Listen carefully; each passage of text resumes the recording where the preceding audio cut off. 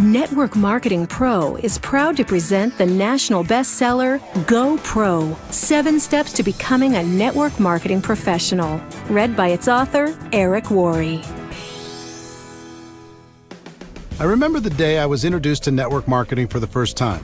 It was January 1988. I was 23 years old and selling real estate for a small company owned by my father and his friend, John Joyce. I was newly married with a little boy. I was already behind on my bills and I was scared. The year before, I had earned about $45,000 in real estate commissions, which was a good thing. The problem was that I'd spent about $60,000 and didn't save any money to pay my taxes, which would be due in just a few months.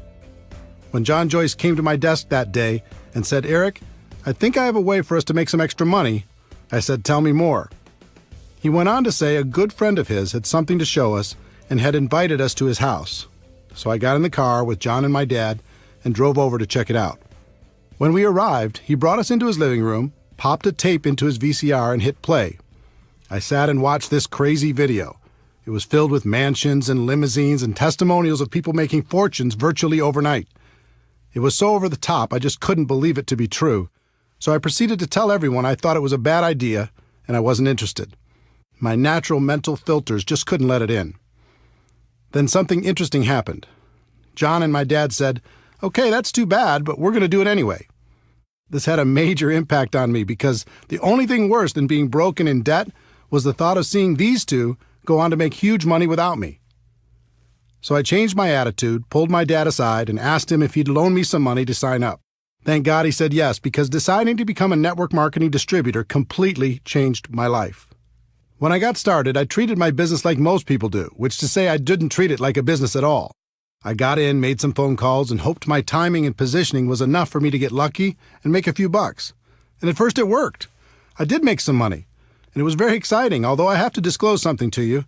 For those first few months, my entire strategy was to quickly call all of my dad's contacts before he had time to get to them. I thought if I called them, told them my dad and John Joyce were involved, and got them to a meeting or to watch a video, then if they were interested, my dad wouldn't fight over who got the credit, since I was in his organization. I had limited success with this, but as you can imagine, it didn't last long. So 3 months after I got started, my network marketing income dried right up. And when it did, my positive attitude completely went away. I started to blame everything and everyone for my lack of success. My upline wasn't giving me enough help. The company didn't provide adequate training. I didn't know enough people. No one would respect me because I was so young. I blamed the product. I blamed the company. I blamed the economy.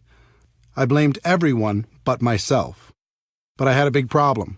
Blaming the world wasn't helping to pay my bills, and I'd walked away from real estate after that first commission check. It was going to take too long to get a real estate commission, and I had no college degree, so getting a decent paying job was out of the question. The only place I could go to create some cash flow was back to network marketing. So I put my head down and went to work. At first, it wasn't easy. In fact, in my first 3 years, I rebuilt my organization 7 times. I'd build it up and it would crash, and I'd build it up again and it would crash over and over and over again. After those first 3 years, I was more than discouraged. I'd almost lost hope. Then something happened that changed my life. Actually, it was a combination of 2 things. It was the night before a company convention, and I was watching a news program on television. They had a guest who was an expert on a topic I can't recall now. What went through my mind was, how does a person become an expert on that topic? The only thing I could think of is they must have decided to become experienced, learn everything they could, read every book, talk to every other person, and learn it so completely that they became an expert. The next day I went to the company convention and watched superstar after superstar walk across the stage. And then it was like being hit by lightning. It finally clicked in my brain that if I truly decided to do it, I could become an expert at network marketing. I could focus on the skills. I could practice until I became an expert, and no one could stop me. Up until that moment, I was always looking for an angle. I was hoping to get lucky. I was hoping to sponsor that one superstar who was going to change everything. And I was scared I would lose my chance if it didn't happen soon. In an instant, everything changed. I realized I didn't have to worry about getting lucky. Timing and positioning were nice, but not necessary for my long-term success. I didn't have to worry about my upline, knowing the right people, or anything else. All I had to do was become an expert. So I decided that day to change my focus and develop the skills to become a network marketing professional. It was a day that changed my life. Since then, my life has been an amazing adventure. Network marketing became a career for me. I have complete time freedom. I've met the most amazing people around the world. I've been able to touch and be touched by the lives of hundreds of thousands of people, travel all over the world, contribute to the causes that are important to me, and most importantly, become a better person in the process. All of this happened for me, and it can happen for you too. In this audiobook, I'm going to give you the fundamental principles that can guide you to becoming a network marketing professional. They've served me well over the past few decades, and I know they'll serve you just as well. Welcome to an exciting adventure.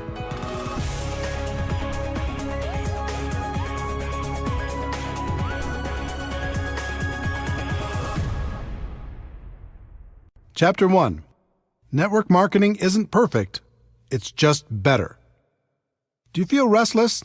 Do you feel unsatisfied?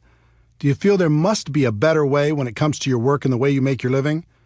The good news, there is a better way, but it's different than what you were taught in school. Let me explain.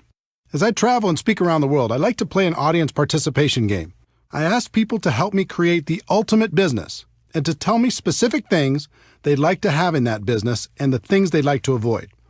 It always makes for a very interesting list. If we were face-to-face, I'd do the same thing with you now, but since we're not, let me summarize what people from over 30 countries have told me while creating what I like to call the perfect career list. People usually start naming things they don't want. No boss, no commute, no alarm clock, no employees, no politics, no compromises, no discrimination, no educational requirement. And then as people start to use their imagination in a more positive way, they start to visualize some positive attributes.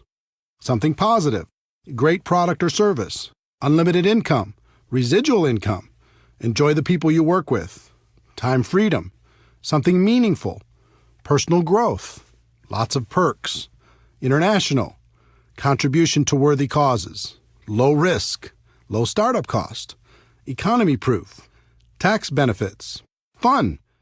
Now you might add some attributes of your own, but wouldn't you agree that's a pretty good start? Imagine being able to enjoy a career with those attributes.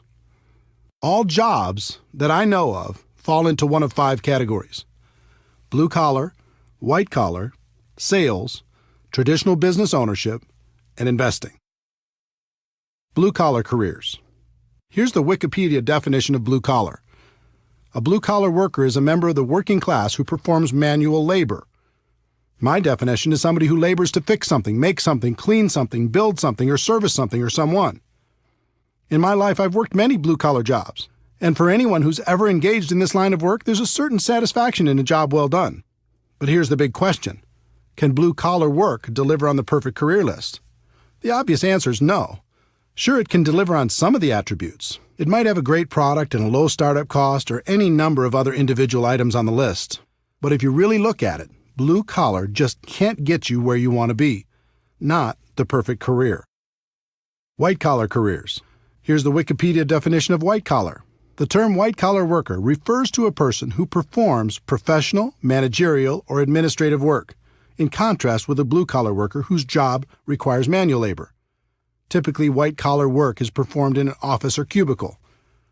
My definition is a person who's employed by someone else to do work other than manual labor or sales.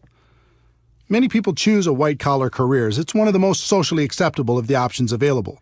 It has long been viewed as the safe and secure option. Recently, that's changed. The implied contract that if you're loyal to the company will be loyal to you is long gone. I've also been a white-collar worker in my career. In my experience, there are 2 types of people who do this type of work: achievers and hiders. Achievers are the people who want to perform at a high level. They are ambitious, motivated, and energetic. They are full of ideas and want to move up the corporate ladder, which are great attributes to have. But there is a downside for the achiever. The moment a person decides to be an achiever, they become a target. Their boss sees them as threatening to their job, so they start to hold them down or take shots at their reputation. Their peers see them as a person who will either embarrass them or keep them from getting a promotion, so they start to do what they can to undermine their accomplishments. So to remain an achiever and survive in this hostile environment, a person must become good at one thing that has nothing to do with their productivity, and that's politics. They must learn how to navigate the political world by diminishing their enemies and strengthening their relationship with powerful people. In fact, some of the most successful people in the corporate world aren't achievers at all. They're just pure politicians.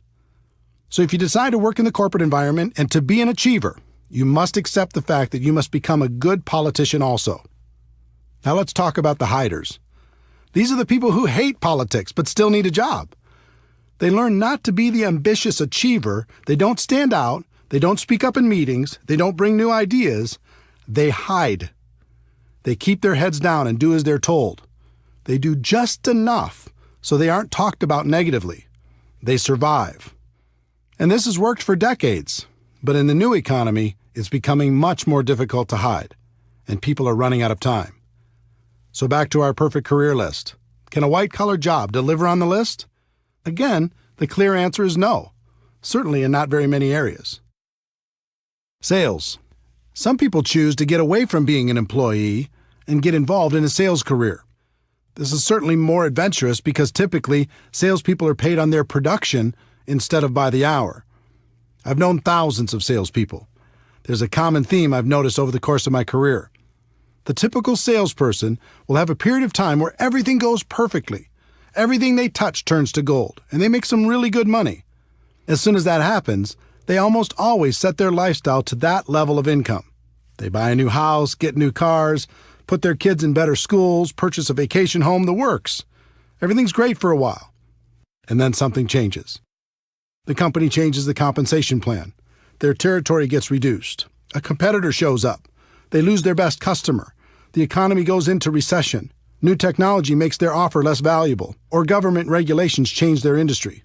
These are just a few examples. There are hundreds more reasons why the salesperson's world could, and probably will, get more complicated. When that happens, with the big lifestyle they've developed, now 40 hours a week isn't enough to pay the bills. So they go to 50 hours a week, and then 60, and then 70. And then their life gets very small. Yes, they have the stuff, but they don't have the time to enjoy it. The other challenge for the sales career is, no matter how a person does, they still start at zero the next day. It can be tiring to live under that kind of pressure over a long period of time. Can a sales career pay the bills? Sure. But can it deliver on the perfect career we described earlier? Again, the answer is no. Traditional business ownership. Some people opt for the big dream, building their own business where they're the boss and they call the shots. It's an exciting idea, isn't it? Here's the reality for most people. Step 1. They use their life savings, take on new debt, and many times borrow money from friends and family to get started. Step 2. They take on more debt in the form of leases and personal guarantees in just about every direction. Step 3. Now, instead of focusing on what they're good at, let's say they were great at sales and decided to start their own business, they have to be all things to all people. They act as attorney for legal matters, accountant for financial matters, babysitter for employee matters, negotiator for purchasing matters, and collection agency for accounts receivable matters. They even get to take out the garbage. They're doing everything but selling, which is what they were good at in the first place. Step 4. They struggle. Instead of owning the business owns them. They're the first person to work and the last person to leave, and after everyone else gets paid, they might be able to take home enough money to pay their own bills, let alone reduce the debt they incurred to start the business in the first place. Step 5. They succeed or they fail. They either hit a point down the road where the business is successful, or they fail, many times filing for bankruptcy and falling back into a corporate or sales job. And even if they are successful, that usually means a lifetime of long hours and stress. Sounds romantic, doesn't it? If you haven't started your own business before, ask friends who have if this description isn't accurate. Most people who start their own traditional business aren't worried about getting a return on their investment. They just want a return of their investment. It's pretty clear that traditional business ownership can't provide the perfect career as we've described it. The investor. The last category of ways to earn a living in the world today is to be an investor. And what do you need to become an investor? Money, right? If you don't have a lot of money, it's going to be very difficult to earn a living from the return on your investments, especially if you try to be conservative to reduce the risk of loss. But let's say you do. What's the next thing you need in order to be a successful investor? You need to have incredible knowledge and skill. I know more people than I could count who were skillful real estate investors over the years. But when things radically changed in the real estate market, their skill couldn't help them. They lost big. Would you like to invest in someone's traditional small business? Good luck. In most cases, you won't be an investor. You're more likely to be a philanthropist. How about the stock market? People do great there, don't they? A few do, at least from time to time. But I know more people who've lost than have won, especially in the past decade. It's very difficult to have guaranteed returns when you're not in control. And trust me, as an investor, you are not in control. Anything can happen, and it can happen overnight. Let me tell you a story to illustrate that point. In late 2001, I was living large. I'd sold a company I co-founded and was working as a very highly paid consultant. For my part of the sale, I received approximately 170,000 shares of stock in the new company. It was publicly traded on the New York Stock Exchange and selling for about $44 a share, which meant the value of my stock was around $7.5 million. I had big income and a great portfolio. Life was good. I used part of the stock to secure a home construction loan of about $2 million for a dream house I was building. As for the rest, I didn't diversify because I knew the company was in great shape with a good product and an amazing sales force. Then something out of my control happened. Overnight, the stock went to $37 a share because a group of investors had targeted the company and shorted the stock. In other words, the lower the stock price went, the more money they'd make. I thought it was ridiculous because the company was doing great. So I bought some more shares at $37, using my existing shares as collateral, knowing the price would go back up. It went to $33. I bought more shares. It went to $27. I started getting margin calls, which meant if I didn't send them money, they were going to start selling my shares to cover the losses. I didn't have it to send. The stock continued to go down. It went all the way to $10 a share, and my $7.5 million was gone. Poof. All in less than 90 days. Now, the stock eventually came back and the company was taken private for $65 a share, but I wasn't there to capitalize on it. I was wiped out. Could I have been smarter? Sure. Did I make mistakes? Absolutely. But here's the lesson. If you're going to be an investor, you have to accept that things will be taken out of your control from time to time. And when that happens, it can be very expensive. So back to our perfect career list. Can being an investor deliver on that list? I don't think so. We've talked about blue-collar work, white-collar work, sales, traditional business ownership, and investing. And none of them can deliver on our perfect career list. So is the perfect career even possible? The answer is yes, but to get there, you need to understand that everything is changing. The old models of compensation are dead or dying, and we are going through the biggest economic shift in any of our lifetimes. The new economy, the world as you know it, has changed. For the people who don't recognize that fact, it will be the worst of times. For the people who do, it will be the best of times. Over the last 100 years, an interesting phenomenon occurred. The rise of the corporation became the standard in society. The safe and respected place for people to exist in the world was as an employee. Step 1, go to school and learn how to be an employee. Step 2, find a company that will employ you. Step 3, work for that company for 40 years. Step 4, retire. In recent decades, the promise of being rewarded by the company for your loyalty and hard work has been exposed as a myth. People began to realize the loyalty they were giving to their company was not being given in return. So a different process evolved. Step 1, go to school to learn to be an employee. Step 2, find a company that will employ you. Step 3, switch companies for various political or economic reasons every 3 to 5 years over the course of your career. Step 4, find that you can't retire comfortably after 40 years, so you keep working. And now we're going through the biggest shift in any of our lifetimes. For a century, companies have paid people by the hour, by the week, or by the year. That's changing on a global level. The world is moving towards a performance economy, and it's already happening. Here's what that means. In the future, you're only going to be paid for performance. You won't be paid for your time anymore. Servers in the food industry already live in this model. They get a very low hourly wage required by law, and they make their living through tips based upon their performance. If you can imagine the same model being applied to virtually every job in the world, you'll see what's coming. The person cleaning the rooms in a hotel won't be paid by the hour anymore. They'll be paid by the room. For office workers, here's an example. A person has a $60,000 annual salary. Step one, the company will lower that salary to something like $50,000 because with today's marketplace, there's other people who will take the job for a lower amount.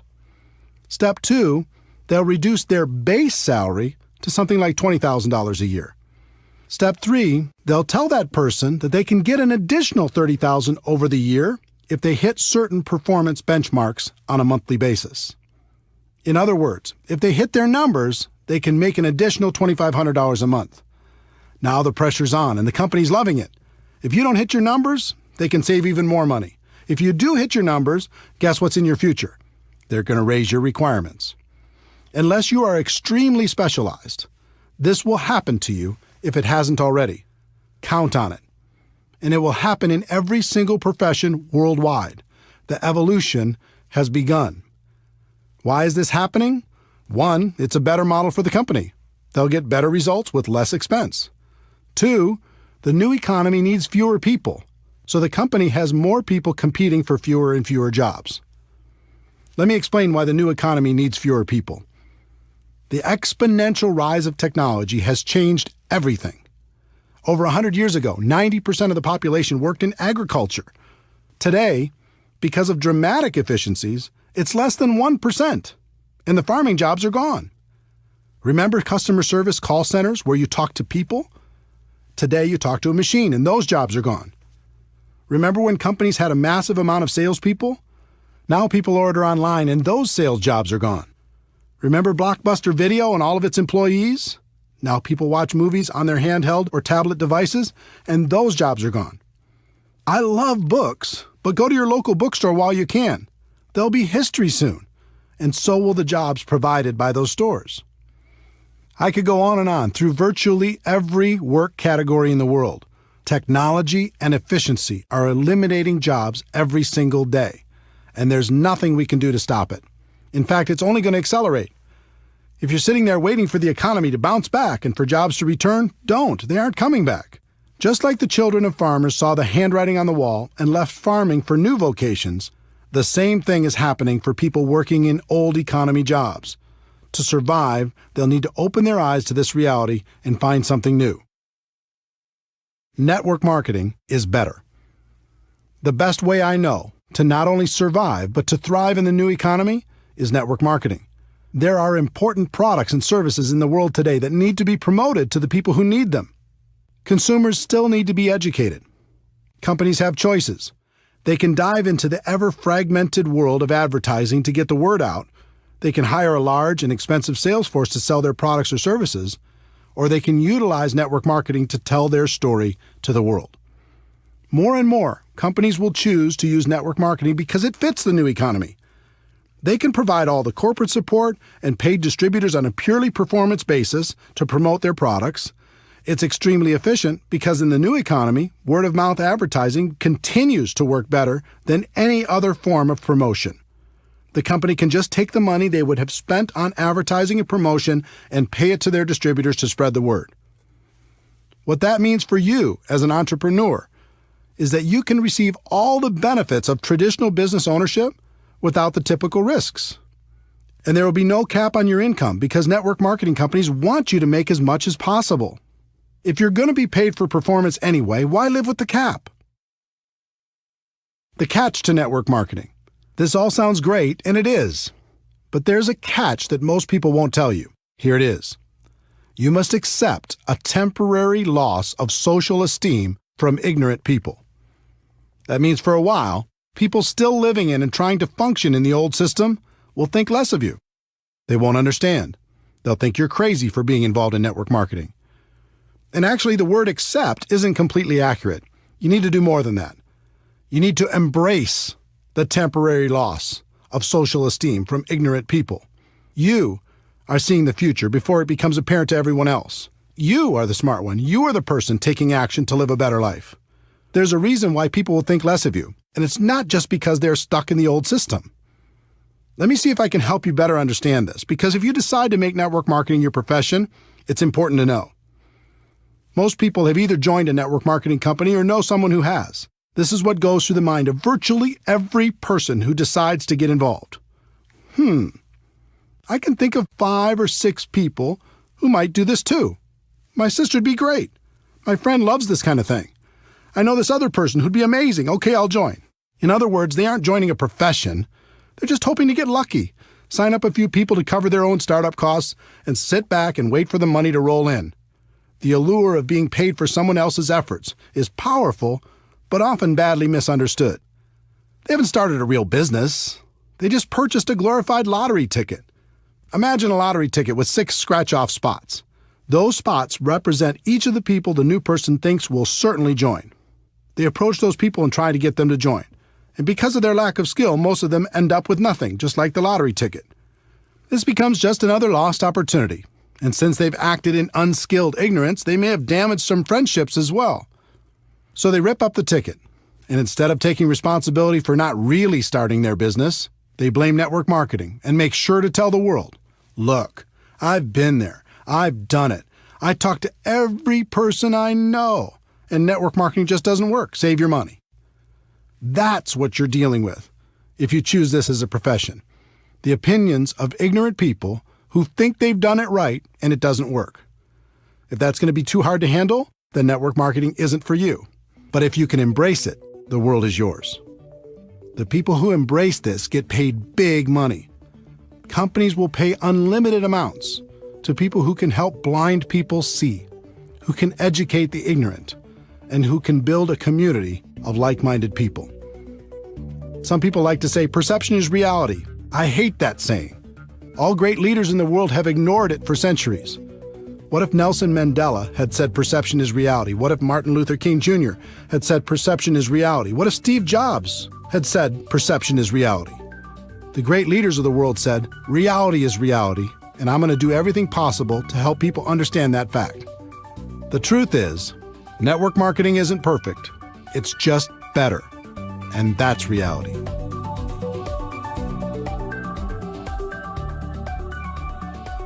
Chapter 2. If you're going to be involved in network marketing, decide to be a professional. Decide to go pro. There are 3 categories of people in network marketing. I've seen all of them, and I've been all of them.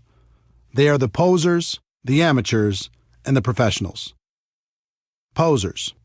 Posers treat this profession as a lottery ticket. They're hoping to hit it big with as little effort as possible. When I first started out, I was a poser, hoping to ride on my dad and his partner's coattails. Luckily for me, I got some results, and that kept me going, at least in the short term. But I think you can agree with me that remaining in the poser category is a bad idea. Within about 90 days, I moved out of that category and became an amateur. Amateurs. Amateurs focus on different things. One of the things I continued to focus on as an amateur was luck. I was really hoping to get lucky and sign that monster distributor who was going to make me rich. We've all heard the stories of some person who had their lives completely changed by one sign-up. In reality, even if some of those stories are true, it really doesn't serve our profession very well because it makes people spend their time hoping for that big hit. The second thing I focused on as an amateur was timing. I was always worried about timing. Did I get in early enough? Could I be the youngest top person in my company? How many other leaders were already in my local market? Were there too many to compete against? Were there enough to get true momentum? How was the company? Was it too big? Did I miss the growth curve? Was it too small? I was obsessed with the idea of timing. The third thing I focused on as an amateur was positioning. Was I in the right organization? Did other people have a better position than me? Maybe I didn't have the right upline. Would I do better somewhere else? And the fourth thing I focused on as an amateur was shortcuts. I was always looking for an angle. Any gimmick that came down the road, I was up for it. Newspaper advertising? Okay. Help wanted signs by the side of the road? Let's do it. Passing out flyers at the mall? I'm in. Going door to door? Let's try it. The internet didn't exist when I was an amateur. Just imagine how crazy I would have been over all the internet tactics I could have used to distract myself. What that meant was, every time I heard of some shiny new approach being trained by anyone in the world, I was digging into it to try to find the shortcut. And then I finally made the decision to go pro. Wikipedia's definition of a professional is a person who is paid to undertake a specialized set of tasks and to complete them for a fee. My definition of a network marketing professional is a person who is an expert at the skills required to build a large and successful network marketing organization.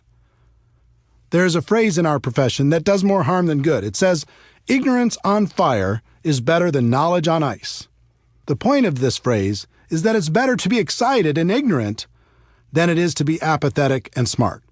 That may be true, but why do we have to choose one or the other? Let me give you an example. Let's say you're in need of an operation. At the hospital, you meet your doctor.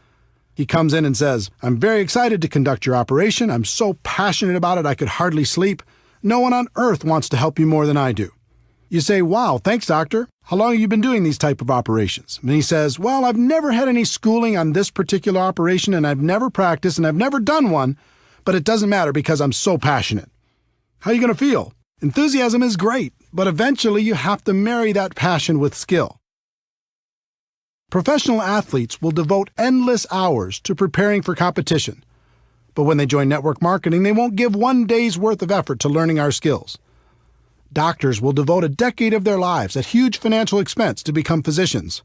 But when they join network marketing, they won't give a month's study and practice to becoming a network marketing pro.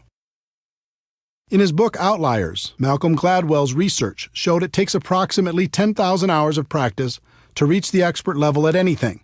With 4 hours a day of practice, that adds up to about 7 years. That formula applies to network marketing as well. It's going to take about 7 years for you to become world class. The good news is the profession is very forgiving and you can earn a lot of money while you're becoming an expert. The trick is not to get complacent. Don't stop learning while you're earning. When I made the decision to go pro, everything changed for me. I stopped focusing on luck, timing, positioning, and shortcuts. I even stopped focusing on the money. My world changed when I started focusing on the skills and made the commitment to practice until I mastered them.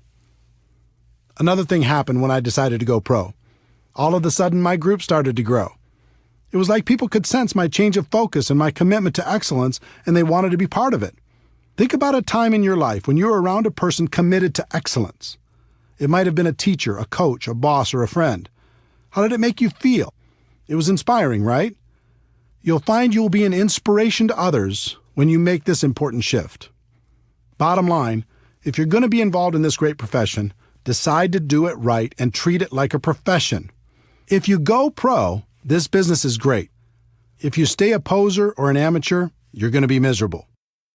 And by now, you've noticed I use the word profession a lot. I do that on purpose. Network marketing is more than just a project. It's not an industry, it's a profession. If you do it right, it's truly a career choice. It can take you out of working in a job that doesn't make you happy to a place of total freedom. That's why I call my website networkmarketingpro.com. Here's what I tell people every day. Ladies and gentlemen, my wish for you is that you decide to become a network marketing professional, that you decide to go pro. Because it is a stone-cold fact that we have a better way. Now let's go tell the world. When the site launched on March 11, 2009, very few people called themselves network marketing professionals. That's no longer the case. Millions of people have changed the way they think about our business, and I'm proud of that fact. I look forward to the day when it's common for people to hear, "I'm a doctor, but I'm also a network marketing professional. I work in construction, but I'm also a network marketing professional. I'm an athlete, but I'm also a network marketing professional." The more people hear those words, the more the world will be ready for a better way.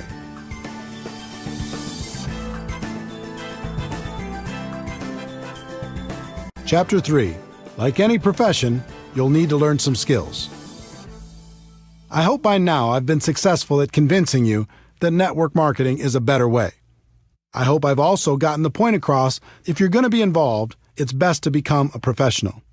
The next step is recognizing that you'll need to learn some skills. But before we get to those skills, let me give you some good news.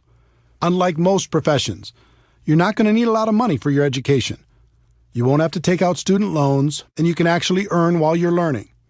In addition, this profession isn't biased. In fact, it's the most equal opportunity in the world. Your background, experience, contacts, age, race, or gender aren't going to be factors in your ability to learn the skills to go pro. And finally, this isn't complicated. The skills necessary to grow a large and successful business are extremely learnable, and you're going to have a surprising number of people financially motivated to help you learn them. There are 3 primary elements to your network marketing business. First, you have the company's products. If some people are successful in marketing those products and you're not, it isn't the product's fault. In other words, everyone in your company has the same products to offer to the public. Second, you have the company's compensation plan. If some people are making a lot of money and you're not, it isn't the compensation plan's fault. There isn't one plan for men and one for women. There isn't one plan for different age groups or educational backgrounds or for the color of your skin. The compensation plan is the same for everyone. The third element is the most important, and that element is you. You are really the only variable. Everyone has the same product and the same compensation plan, but you're going to be the difference between success and failure.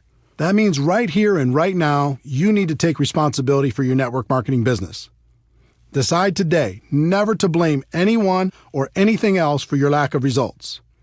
In fact, in network marketing, there's something of an epidemic going on. People just love to blame their upline, the people above them in the structure, for all of their problems. If my upline did this for me or did that for me, everything would be better. If you're committed to building a large and successful organization, I'd encourage you to do something important. I'd like you to say goodbye to your upline. Call them up and say something like, "I want to thank you for this opportunity. I appreciate it. Getting into business for myself was important, and I appreciate you introducing me to a company that you believe in and that I now believe in as well. But from now on, when it comes to building my business, I'm going to use you as a resource, but never as an excuse. I may call on you from time to time. If you're available, that's great. If you're not, that's okay too. I'm going to build my business, and I understand one thing. It begins and ends with me." Everything changes when you take full responsibility for your network marketing career. Would it surprise you to know that there are only 7 fundamental skills necessary to build a huge business in network marketing? 7, not 70. Each one's fairly basic, but it always amazes me how little effort people put into learning them. If a college course were offered on network marketing, it would be one of the easiest classes to take. It's not rocket science, but you'll be happy to know it's one of the highest paid skill sets in the world. Let's explore each of them together.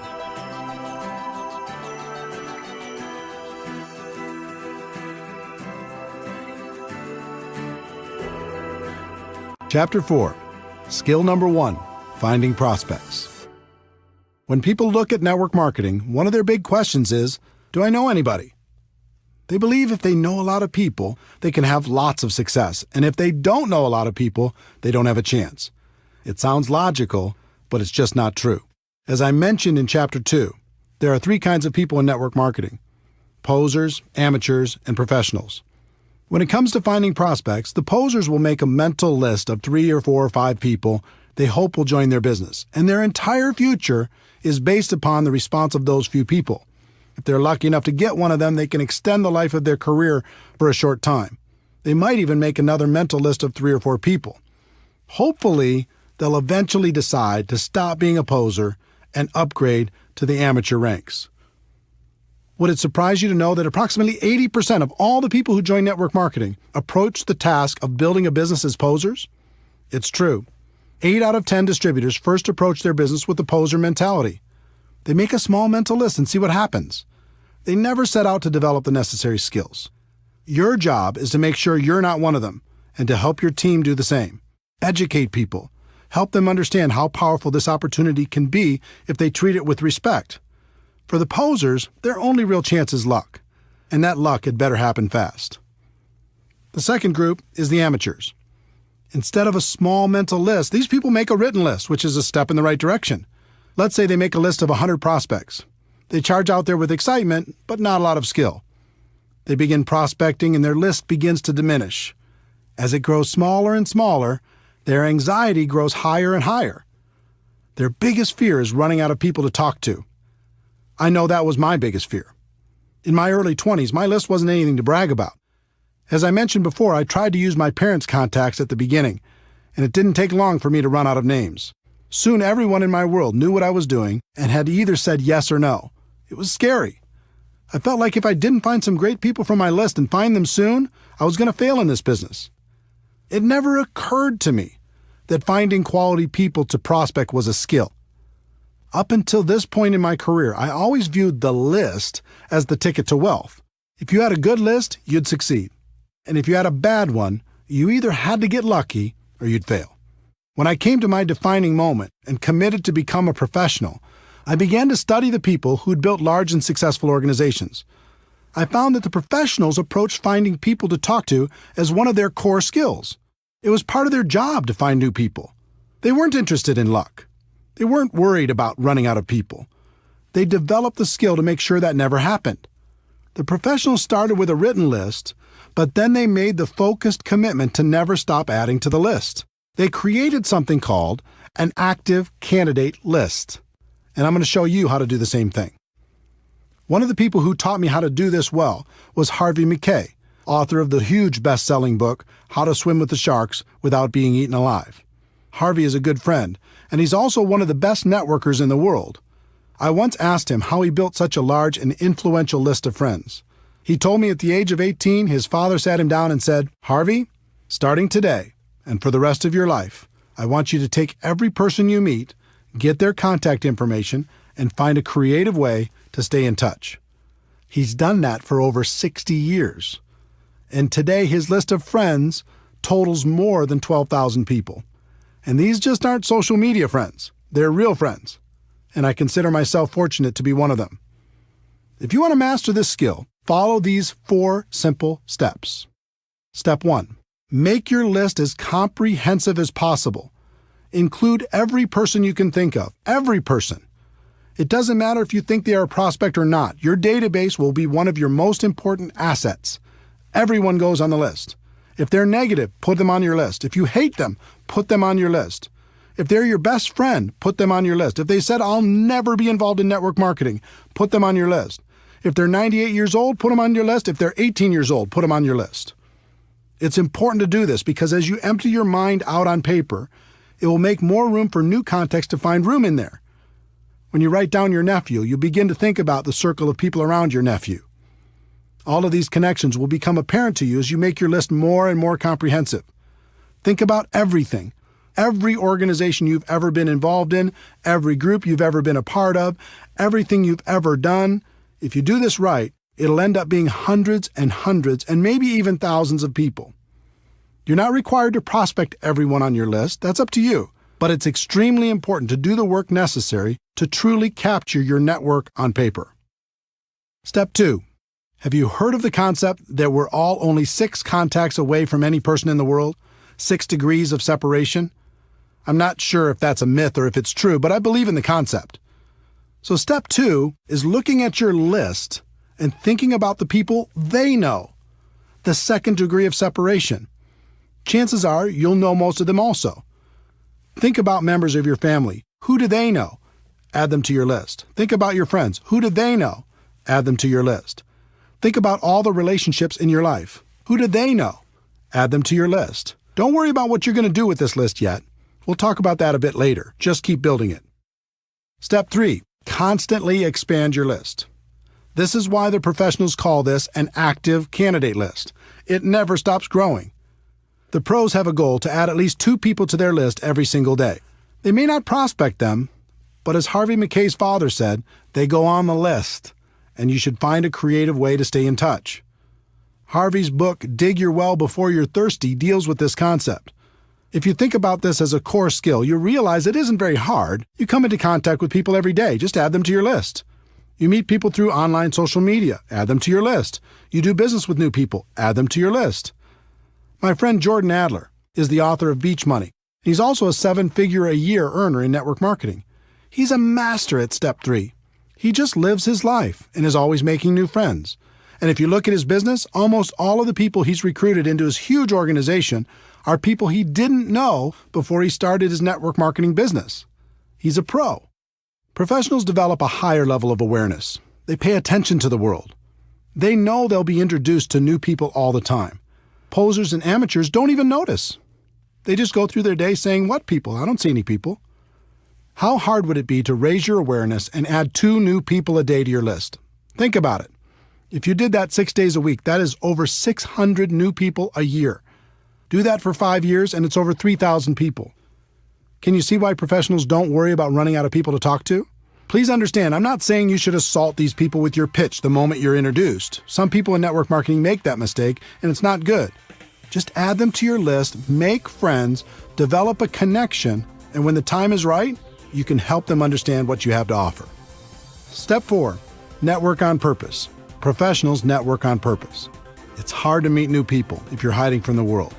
Get out there, have some fun, join a new gym, have fun with a new hobby, volunteer for a cause that's important to you. Find places and organizations where you can meet new people. Not only will it be good for your business, but you'll also make some great friends.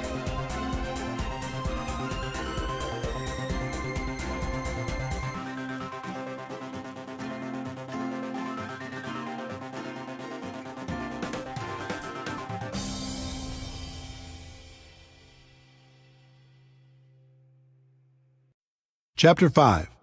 Skill number 2. Inviting prospects to understand your product or opportunity. Once you've identified your prospects, the next skill is learning how to properly invite them to find out more about your product or opportunity. This is by far the most critical skill to develop. I call it the gateway skill for network marketing. If you aren't successful in getting anybody to take a look, then we can guess what your future will look like in MLM. Most people think you must start off with a great reputation and have a lot of influence with others for them to take a look at your opportunity. It's just not true. When I first started in 1988, I had no reputation and no influence. I barely escaped high school, attended one semester of community college before dropping out, and had a total of 18 jobs, all before the age of 23. Do you think I had a lot of respect in the community? I had zero. And since I was a $5 to $10 an hour person, all of my friends were the same, so they weren't much help. Most of them were still living with their parents. But I was desperate, and I was scrappy. In the beginning, I made up in numbers what I lacked in skill. I called everyone I knew, and I gave them my pitch. A few of them joined. Most didn't. I placed ads in the local newspaper. I gave all of the people who responded my pitch. From all of that activity, a few joined. Most didn't. I tried everything. I was like a hunter with the goal of bagging an elephant. I went around with my gun/opportunity in my hand and shot at everything that moved. I didn't really care about relationships. All I cared about was getting the new recruit. My attitude was some will, some won't, so what, next.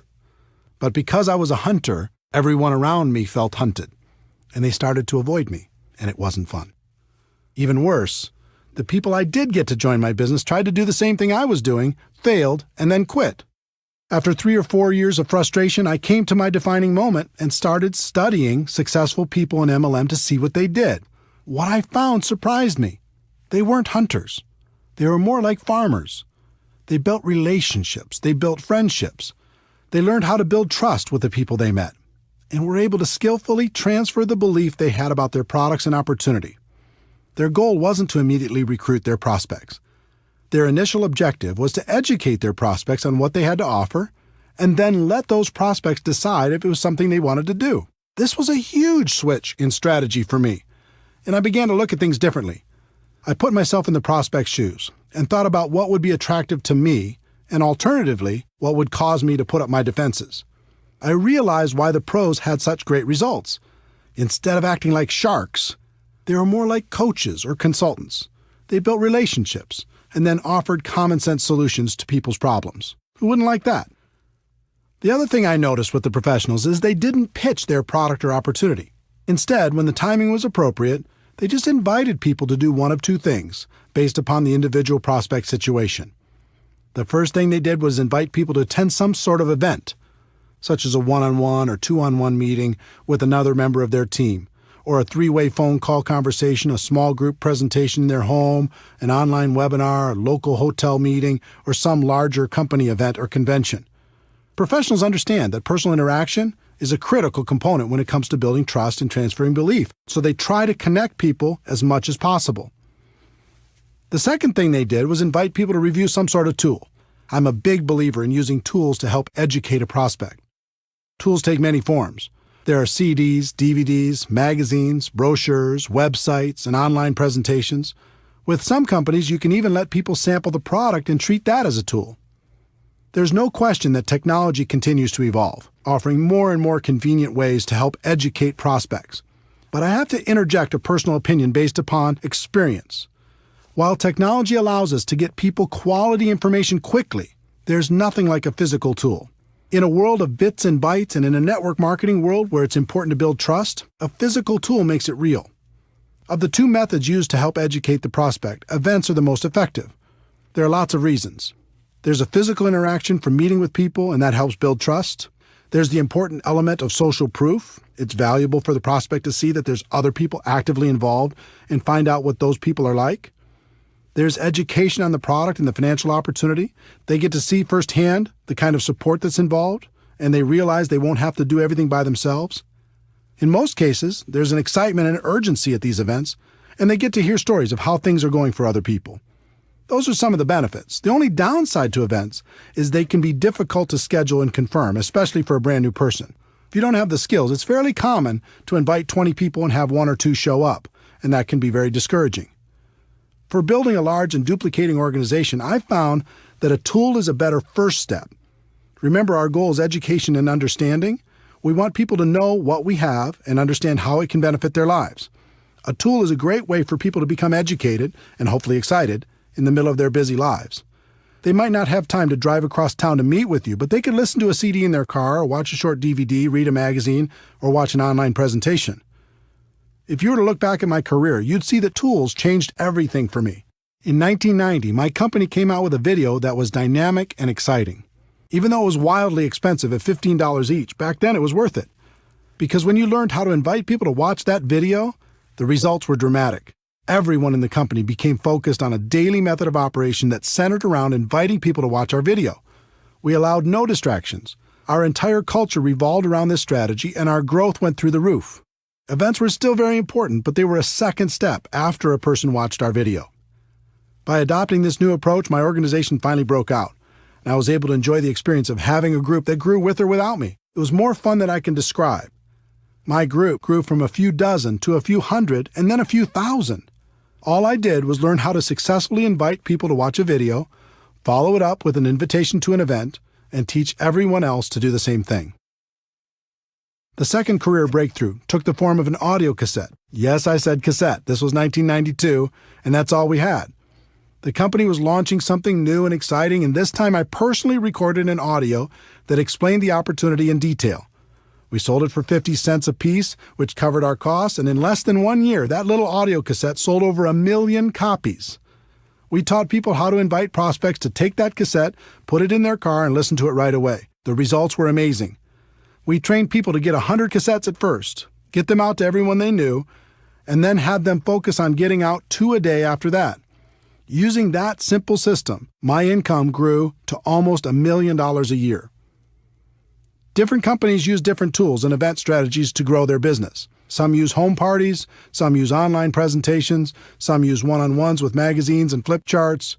Find what's working best in your particular company, develop your daily method of operation, and then train your people how to effectively do the same and invite their prospects to plug in. As a professional, you're going to be inviting your prospects to review a tool or attend an event. Here's what you're not going to be doing. You're not going to be pitching people and trying to dazzle the world with your wisdom. That approach will feed your ego, but steal from your bank account. Let me give you my formula for financial independence in network marketing. Your ability to get a large group of people to consistently do a few simple things over an extended period of time.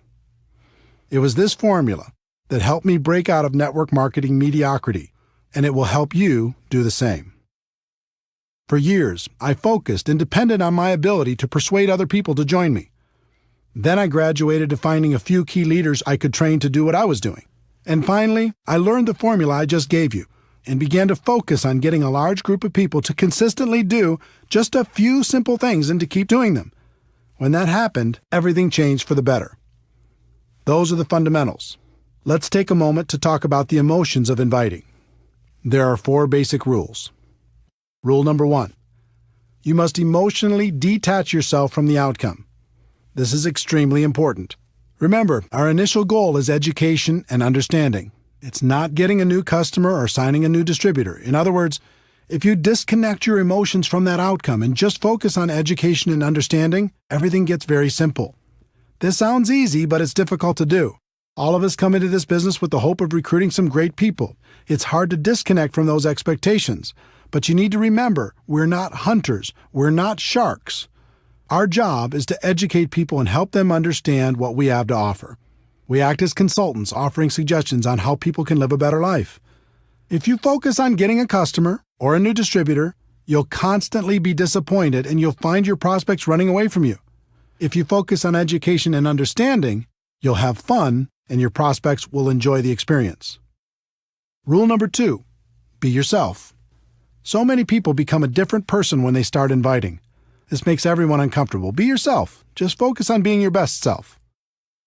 Rule number 3, bring some passion. Enthusiasm is contagious. It's okay to get a little bit fired up. Get focused. Listen to some music that inspires you. Smile when you're on the phone. I assure you, your positive emotion will translate into better results. Rule number 4, have a strong posture.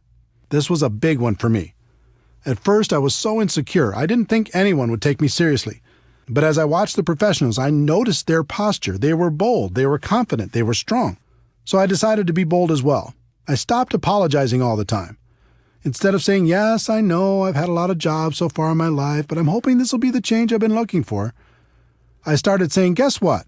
I'm sick and tired of the life I've led up until this point, and I've decided to take charge. I wouldn't bet against me because I'm serious. You feel the difference? Be yourself, but be a bolder self. Be yourself, but be a stronger self. Be yourself, but be a more confident self, at least when you're inviting. I found I could do that for short periods of time at the beginning. And just like building a new muscle, I could eventually do it longer and longer until it became part of me. So now that we've set the stage, let's go through the invitation formula. This formula is designed to be used over the phone or face-to-face. It's not to be used with texting, email, or any other communication tool, just on the phone or face-to-face. This can work with your warm market prospects, someone you know, or cold market prospects, someone you meet while living your life. I'll give you examples for both. There are 8 steps to a professional invitation. That might sound complicated, but with a little practice, you'll find it's an easy skill to master. Step 1, be in a hurry. Step 2, compliment the prospect. Step 3, make the invitation. Step 4, if I, would you. Step 5, confirmation number 1, get the time commitment. Step 6, confirmation number 2, confirm the time commitment. Step 7, confirmation number 3, schedule the next call. And Step 8, get off the phone. Step 1, be in a hurry. This is a psychological issue. People are always more attracted to a person who has things going on. If you start every call or face-to-face conversation giving the impression that you're in a hurry, you'll find your invitations will be shorter, there will be fewer questions, less resistance, and people will be more respectful of you and your time. Examples for warm market prospects. I don't have a lot of time to talk, but it was really important I reach you. I have a million things going on, but I'm glad I caught you. I'm running out the door, but I needed to talk to you real quick. Examples for cold market prospects. Now isn't the time to get into this, and I have to go, but I have to run, but get the message? Set the tone with some urgency. As for the examples I'm sharing with you, don't worry too much about the exact words. Just focus on the concept and use your own words.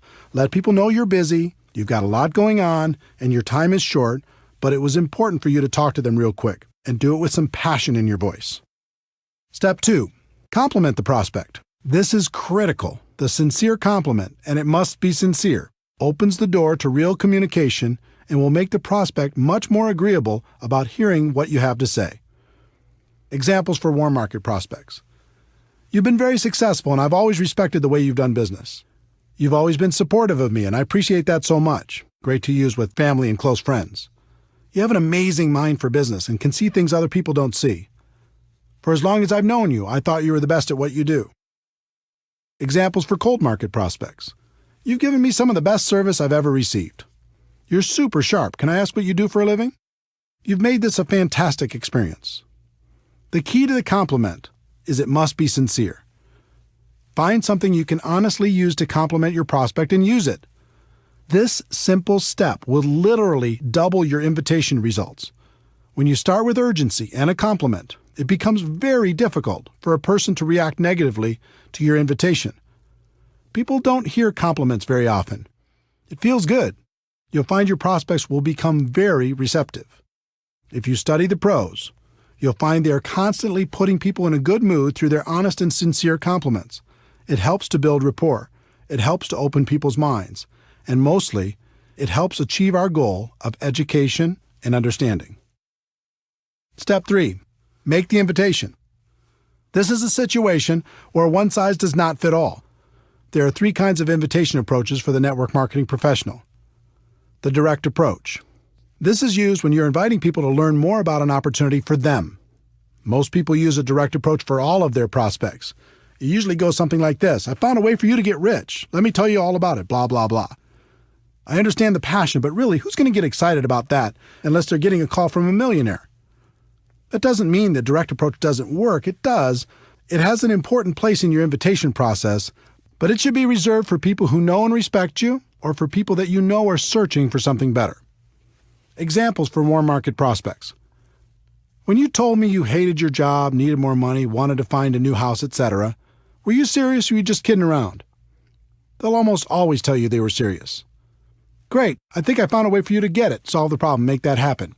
This is for situations where you know an area of their dissatisfaction, need, or desire. I think I found a way for us to really boost our cash flow. When I thought of people who can make an absolute fortune with a business I found, I thought of you. Are you still looking for a job or a different job? I found a way for both of us to start a great business without all the risks. Let me ask you a question off the record. If there was a business you could start working part-time from your home that could replace your full-time income, would that interest you?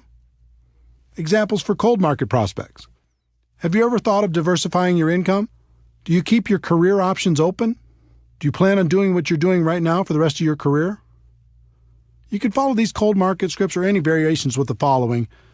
I have something that might interest you. Now's not the time to get into it, but. The indirect approach. This is another powerful tool to help people get past their initial resistance and educate them on what you have to offer. The indirect approach is about asking the prospect for help, input, or guidance. I used this approach extensively and with great success when I first started out. Because of my lack of credibility at age 23, I couldn't get much success with a direct approach, so I learned to play myself down and play up to the prospect's ego. It worked incredibly well, and it still works today. Examples for warm market prospects. I've just started a new business and I'm really nervous. Before I get going, I need to practice on someone friendly. Would you mind if I practiced on you? This is a great approach for family and close friends. I found a business I'm really excited about, but what do I know? You have so much experience. Would you look at it for me if I made it easy on you? And let me know if you think I'm making the right move?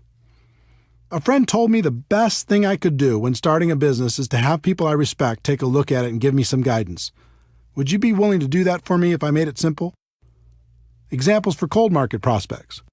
When you meet someone from another city, state, or country, and if your company does business there, you can say, "My company is expanding in your area.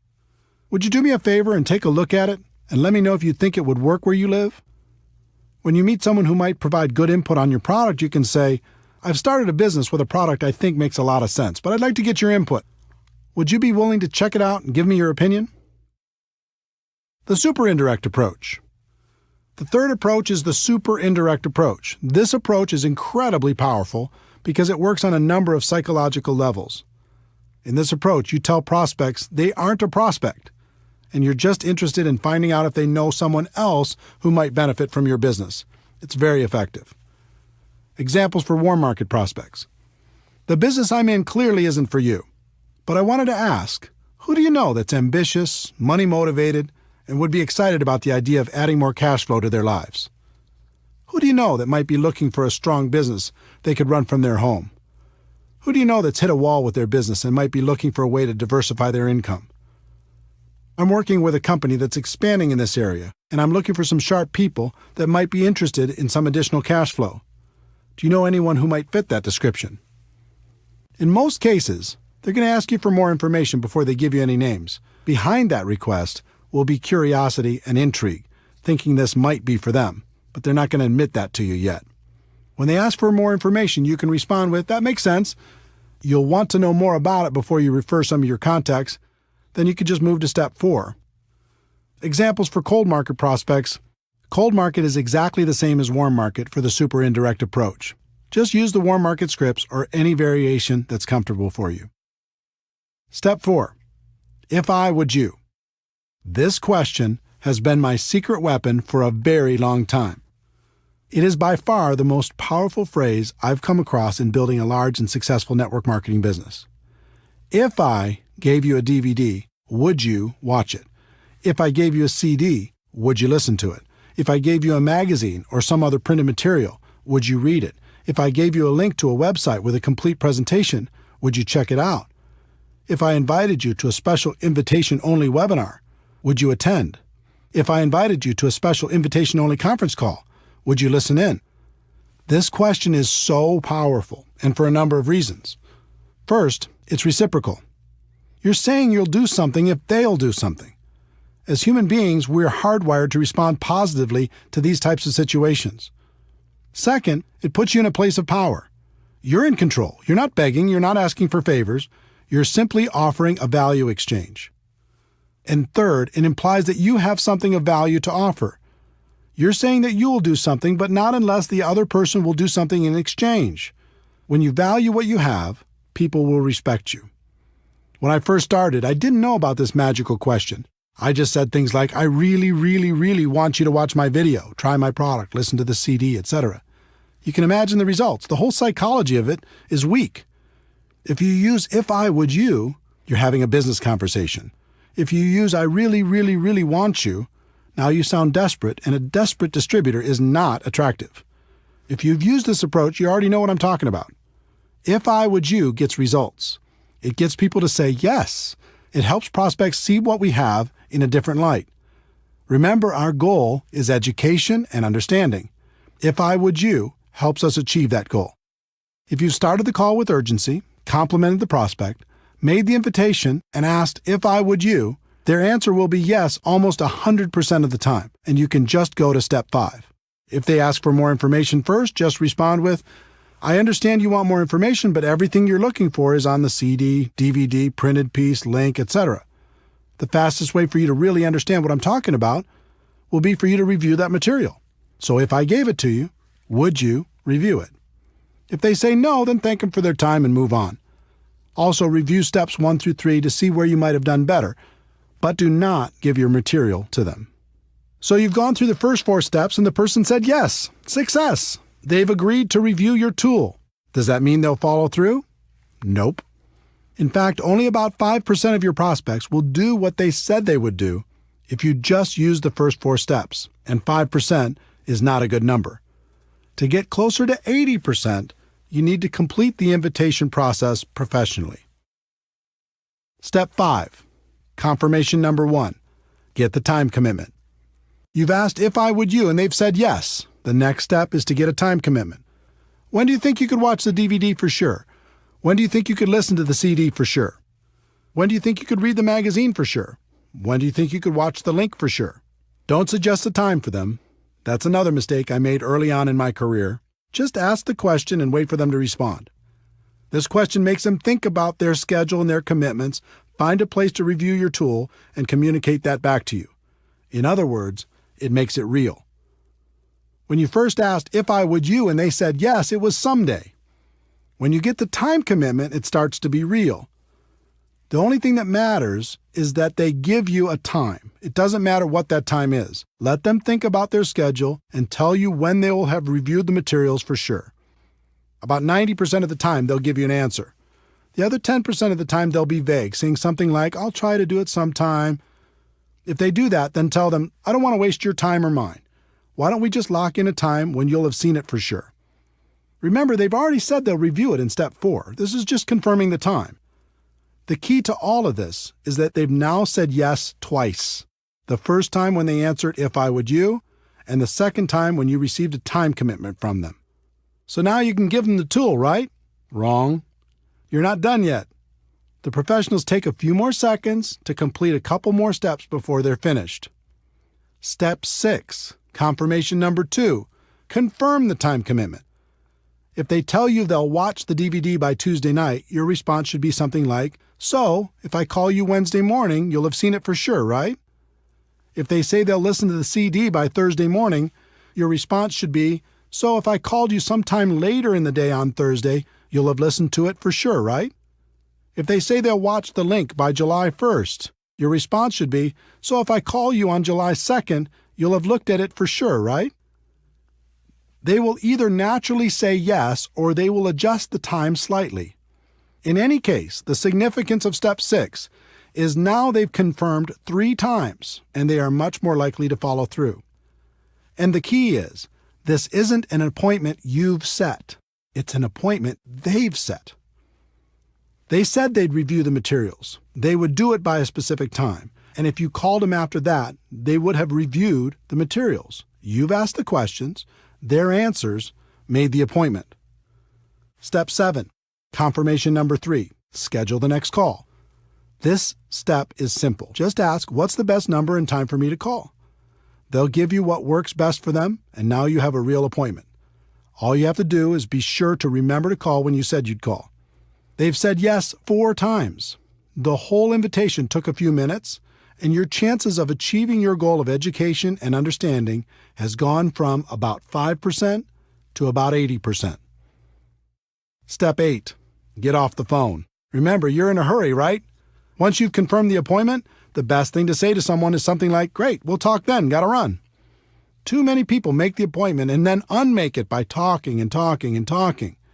Remember, our goal is education and understanding, and we're going to let the third-party tool do most of the work. Here are some examples of all 8 steps.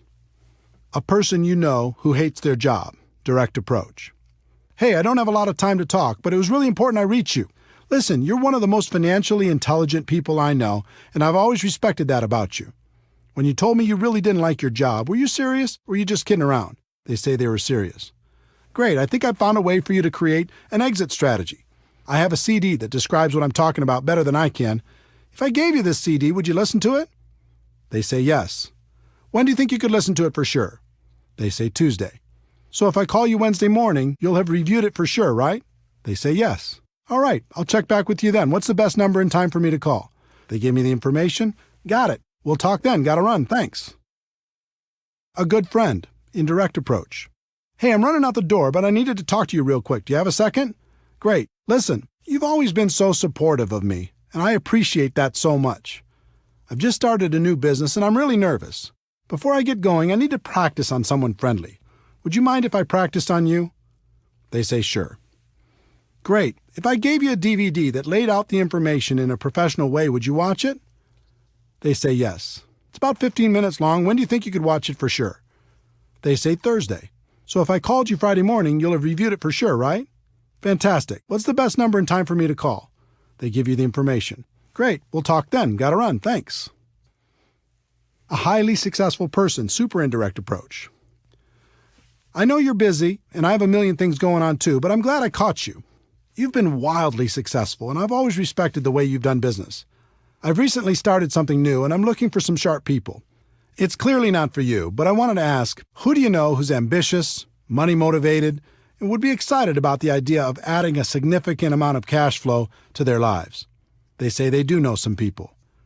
I understand that you'd want to know more about it before you recommend people. I have a DVD that explains exactly what I'm doing and the kind of people I'm looking for. It's brief. If I sent one to you, would you review it? They say they would. Thanks. When do you think you could view it for sure? They say next Monday. Okay, so if I call you next Tuesday, you'll have reviewed it for sure, right? Okay, I'll check back with you then. What's the best number and time for me to call? They give the information. Okay, great. Thanks again. I appreciate it so much. Talk to you next Tuesday. A cold market prospect who's done a good job selling you something. Direct approach. Now isn't the time to get into this, and I have to go, but you're super sharp, and I happen to be looking for some sharp people. Do you plan on doing what you're doing now for the rest of your career? They say no. Good. I have something that might interest you. Now isn't the time to get into it, but I have a DVD that explains it all in great detail. If I gave it to you, would you watch it?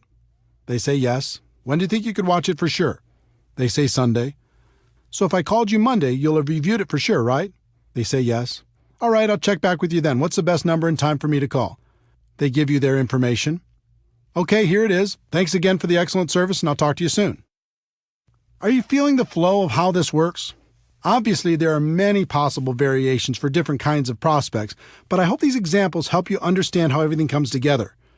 In terms of scripts, it's best if you get the basic concepts down and don't focus too hard on the exact script. Life doesn't work that way. But if you learn to let your prospect know you're in a hurry, then compliment them, then invite them, then pass on a tool with "if I would you," then confirm using the process I described, and finally get off the phone or complete the invite, you'll do just fine. Remember, in recruiting, there are no good or bad experiences, just learning experiences. On your journey to become a network marketing professional, the best thing that can happen is for you to develop the skills to recruit on demand in any situation. Then you never have to worry about being lucky. So practice, practice, practice.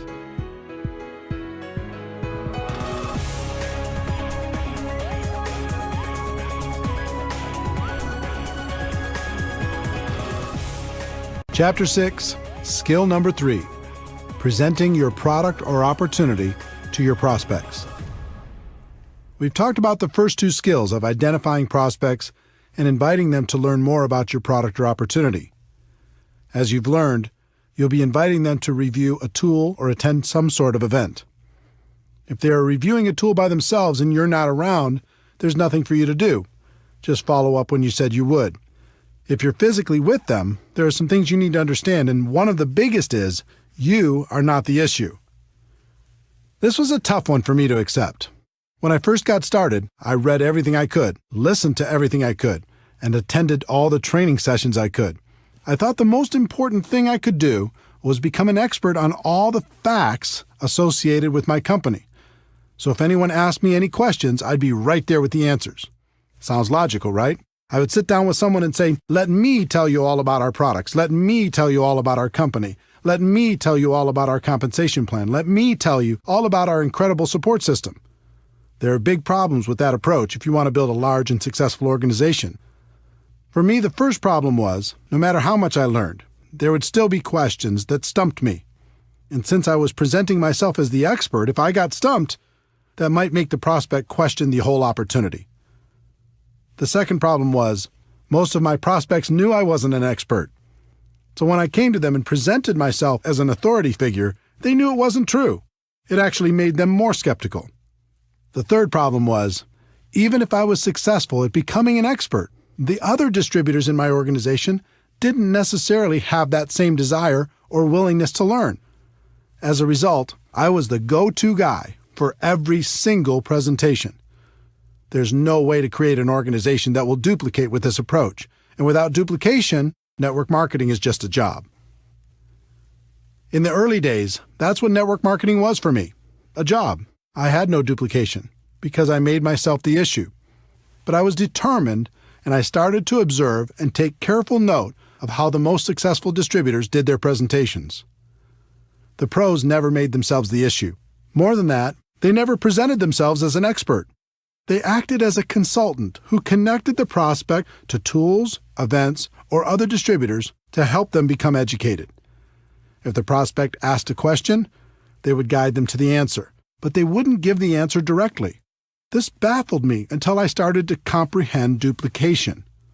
The pros knew they could sign the person up by dazzling them with their knowledge and experience, but they also knew it would take a long time for their new distributor to do the same thing. So they came up with a simpler approach. It was around this time I heard a concept that has stuck with me ever since. In network marketing, it doesn't matter what works. It only matters what duplicates. This should be a guiding principle for every network marketing professional. The pros use tools instead of their own wisdom. The pros use live events instead of their own presentations. The pros use other distributors to give the facts instead of giving them themselves. The pros don't present themselves as experts. They just invite people to learn more about the product or opportunity and let the third-party resource provide the information. The pros bring passion, enthusiasm, excitement, and belief. If you ever watch a pro at work, you'll see a fire in them that's contagious. Make passion, enthusiasm, excitement, and belief your priority. Then invite professionally and let the third-party resource do the rest.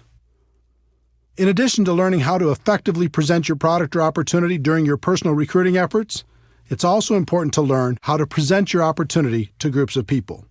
I've heard it said, and I think it's true, the person with the marker makes the money.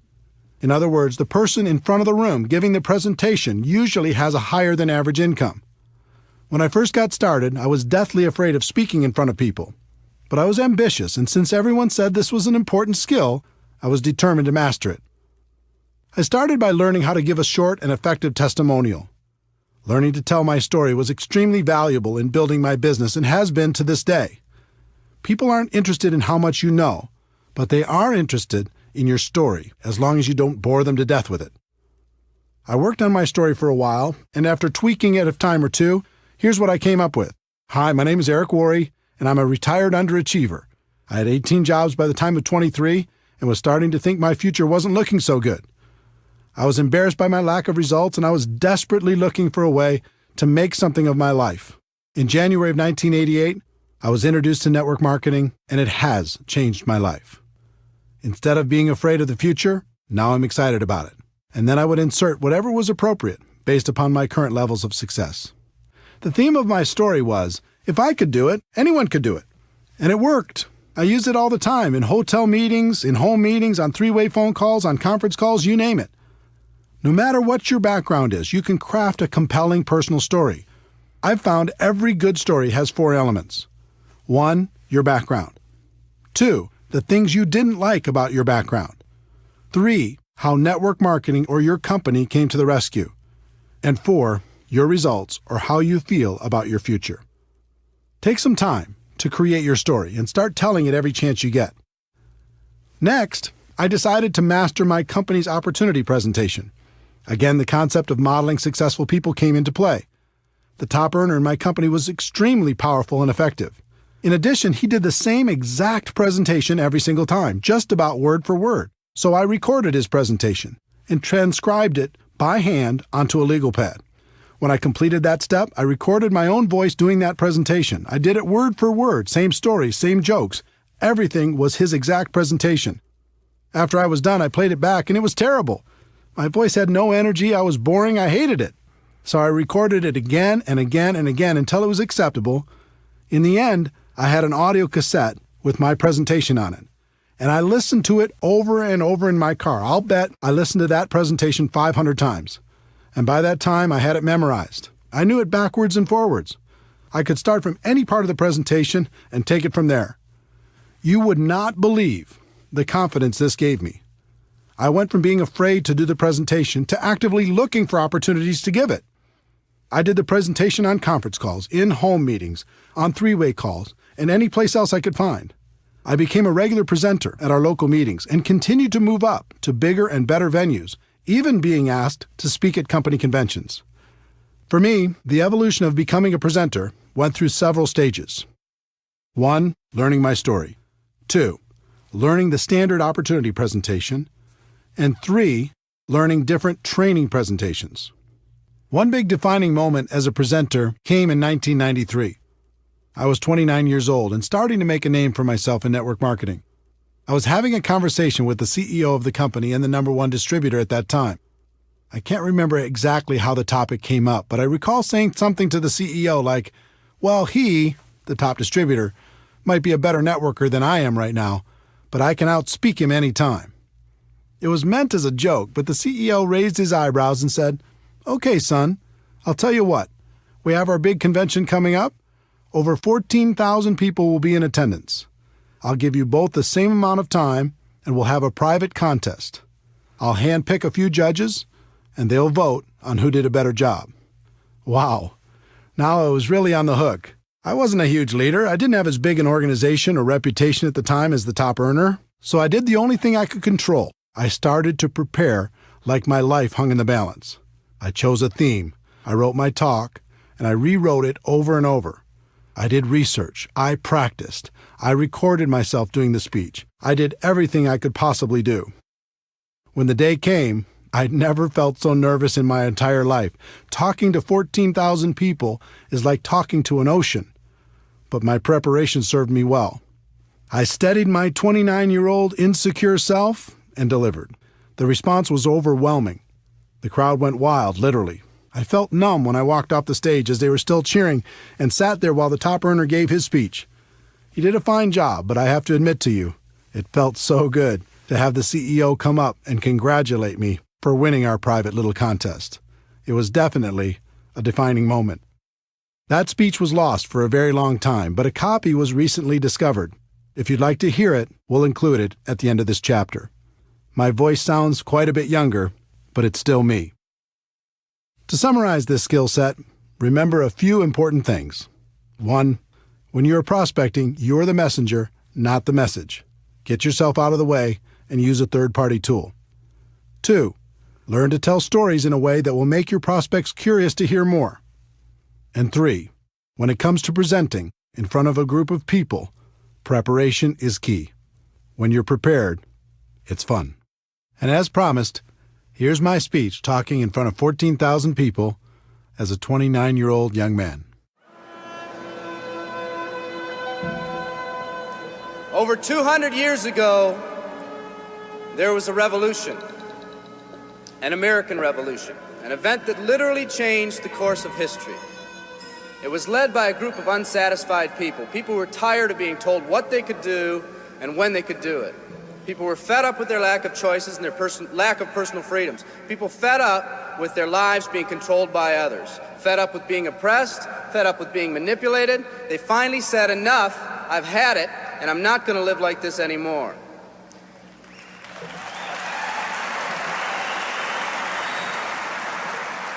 Our ancestors were people that took full responsibility for what happened to them. It was that spirit that ignited a country and formed what is now a giant in the free world. I have a question for you. Where's that spirit today? It's time for another revolution. Let me explain one of the laws of the universe. It's called the law of use, and it says simply this: whatever you don't use, you lose. Lack of use causes loss. Ambition unused declines. Faith unused decreases. If you don't use your skills, you lose your skills. If you don't use your freedom, you lose your freedom. Freedom does not come automatically. It's not attained and then handed down to us as an inheritance. It must be achieved each day. At the turn of the century, in the year 1900, less than 10% of us worked for other people or the government. Over 90% of us were self-employed. We were an independent people. In 1980, only 80 years later, over 90% of us worked for the other people or the government. Less than 10% of us were self-employed. We changed from an independent people to a dependent people. We'd slowly shifted from a people who took full responsibility for everything that happened to them to a people who've become talented and practiced at the art of blaming others for their problems.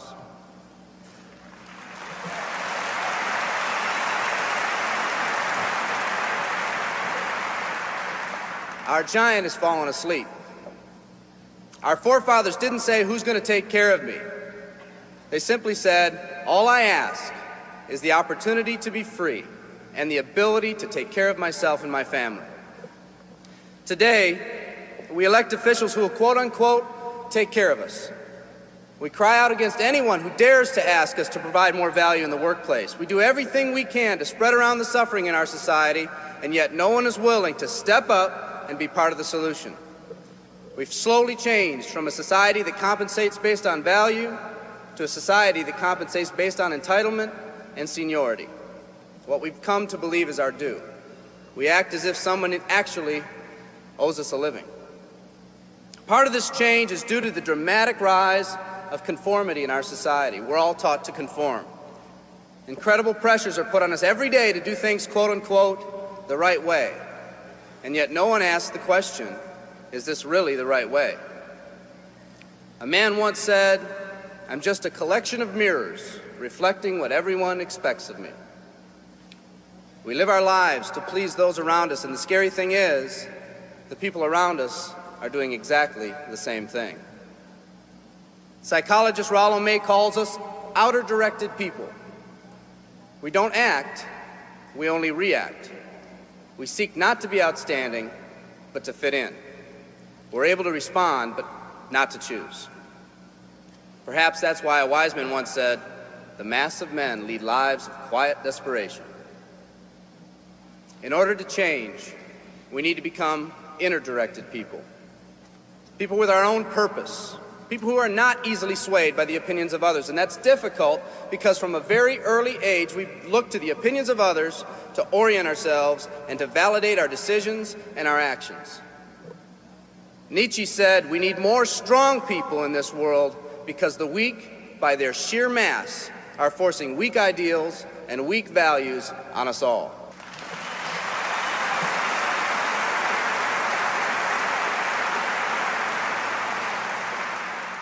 Today's massive social and economic changes are waking this slumbering giant. Some people may not be ready right now for the changes happening today in today's society. It doesn't matter if they're ready or not. An old proverb says, if a man wants his dreams to come true, he must first wake up.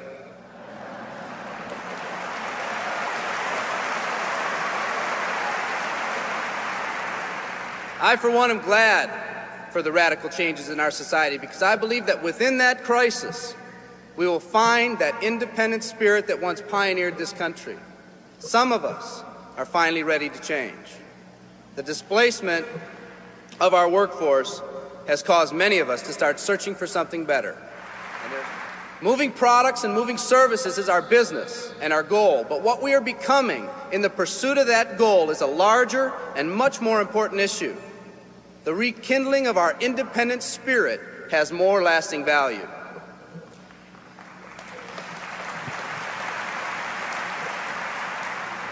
There's no more noble a business than the business that encourages the development of people. Every living organism has one and only one central need in life, to fulfill its own potentialities. The acorn becomes an oak, the puppy becomes a dog, and that's all that's required of the oak and the dog. But the human being's task in fulfilling his or her nature is much more difficult. The reason is, unlike any other living creature on this planet, you've been given the dignity of choice. You'll not grow like a tree. You'll grow only as you plan and choose to grow. When a person chooses to live, two things happen. First, assuming responsibility for themselves takes on a whole new meaning. They accept responsibility not as something they've been saddled with, but as something they themselves have chosen. The second thing that happens is that discipline from the outside is replaced by self-discipline. They accept discipline not because it's commanded, because they themselves have chosen what they want to do with their lives. Just like when the disenfranchised men and women over 200 years ago got fed up and said, I'm not going to live like this one more day, there's another revolution coming. It's coming not just from Americans, but from people all over the world.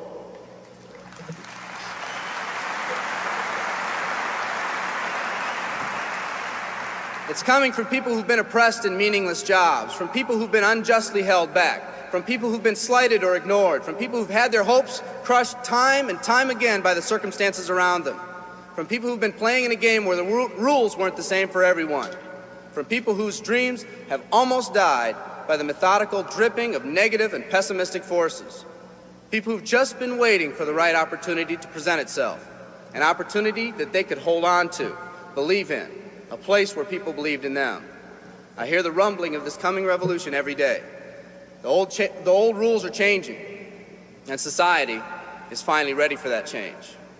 Will people try to persuade you not to rise up? Yes, they will, and sometimes with the best of intentions. But we must fight anyone or anything that tries to influence us against our freedom. And they'll try. Believe me, they'll try.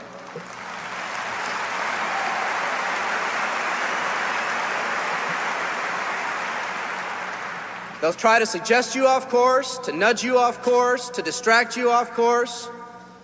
There's another revolution coming, and it's going to be led by a group of unique and courageous people like you.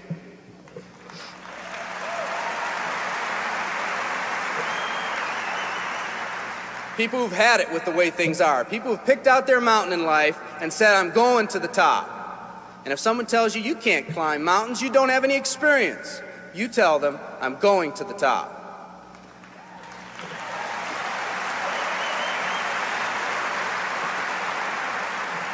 And if your neighbor tells you, come on, choose another mountain, that one's too rocky, what are you going to tell them? And if someone tells you, let's go over here where it's not so steep, what are you going to tell them? And if someone says network marketing, what are you going to tell them? And if your friend tells you, come on, let's climb this one, that one's too slippery, what are you going to tell them? If anyone tells you you can't go up, it's too rocky, too steep, too slippery, you say, listen here, I'm going up. You're either going to see me waving from the top or dead on the side. I'm not coming back.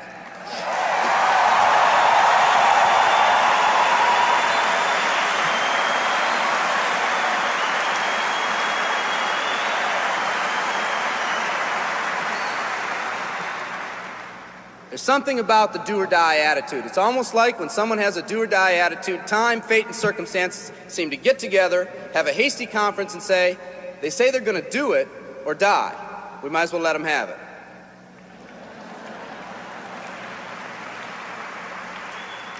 The people in this arena are special. You're special because you've already rekindled that independent spirit.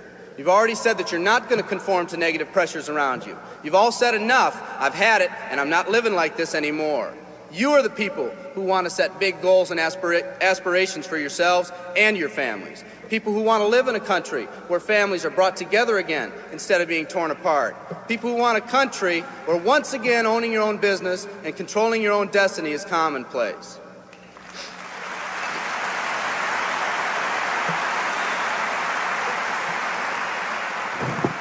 People who want a country where every man, woman, and child is treated with equal respect and dignity.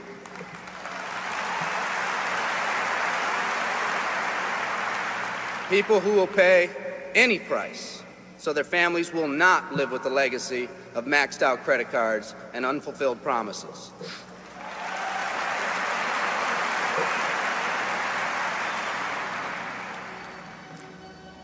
Today, we stand at the genesis of a new revolution, and people like you are going to lead it. Theodore Roosevelt said these words decades ago, and I think they're particularly appropriate today. He said, "We see across the dangers of the great future, and we rejoice as a giant refreshed. The great victories are yet to be won, the greatest deeds yet to be done. I've dreamt of a company that can give us the opportunity to make these dreams come true, by allowing us all to fulfill our own true potential. I love you all. Thank you very much."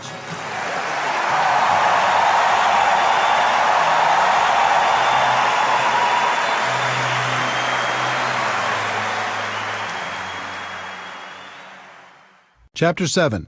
Skill number 4. Following up with your prospects. In MLM, they say the fortune is in the follow-up. I think that's true, because most people in MLM don't follow up at all, at least not as professionals. You need to understand some important concepts if you're going to master this skill. Concept number 1. Follow-up is doing what you said you'd do. If you say you're going to call at a specific time, then do it. The network marketing profession is full of people who get all excited one minute and then go missing in action the next. Run your business through a physical or electronic calendar. Be the person who does what they say they're going to do. People will respect that. I sold real estate the year before I got involved in network marketing. My father and his partner owned the company. One day I was in the office and a gentleman by the name of Chuck Aycock showed up for a 10 a.m. meeting with my dad. It was 9:55 a.m., and my dad wasn't in the office yet. I greeted Chuck and told him I was sure my dad would arrive soon. At 10 a.m. exactly, Chuck got up and said, "It's 10 o'clock. Your dad isn't here. Have him call me if he wants to reschedule the meeting." I couldn't believe it. He came all the way to the office just to leave 30 seconds after the appointment? I told him, "Mr. Aycock, I'm sure he'll be here any minute. There's no need to leave." And then he told me something I never forgot. He said, "Son, you are either early or you are late. He's late, and my time is valuable. Have him give me a call if he'd like to reschedule." And he left. My dad showed up at 10:10 a.m. expecting to meet Chuck. I told him what happened, and he was as stunned as I was.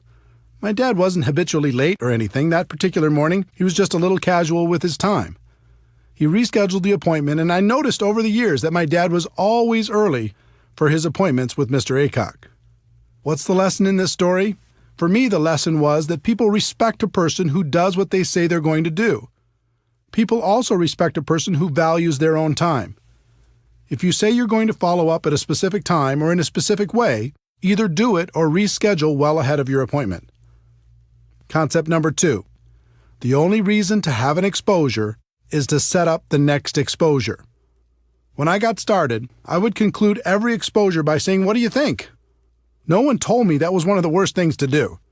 It felt like a natural thing to say, but my results were terrible. I asked one of my early mentors for help, and he said, "Eric, the only reason to have an exposure is to set up the next exposure." That blew my mind. I thought the reason to have the exposure was to get the person signed up. He went on to explain that if you finish each exposure by setting up the next one, the prospect will eventually become educated on the opportunity and make an informed decision. The goal in my mind changed from getting the prospect on the first exposure to just keeping the process alive by setting up the next follow-up exposure, then the next, and the next until they made a decision. When I made this small improvement, my results improved dramatically. We talked earlier about how to professionally invite your prospect to take a look at what you have to offer. At the end of that process, we went through several steps to set up the next exposure, meaning your follow-up call. That was your next appointment. When you make that call, you're going to ask them if they reviewed the material. They'll say, "No, I didn't," or they'll say, "Yes, I did." Let's talk about how you'll set up the next exposure in both cases. If they say no, they didn't have a chance to review the material, it's important you don't show your displeasure at their lack of follow-up. It sounds funny, but a lot of people just jump on their prospects with, "I thought you said you'd be able to see it for sure." Obviously, this won't help build that good relationship you're working on.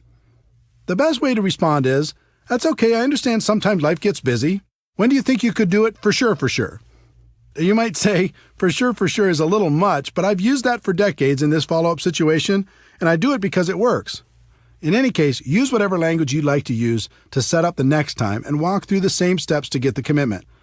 Once you have it, including the date and the time of the next call, the next exposure, then hang up and call them when you said you would.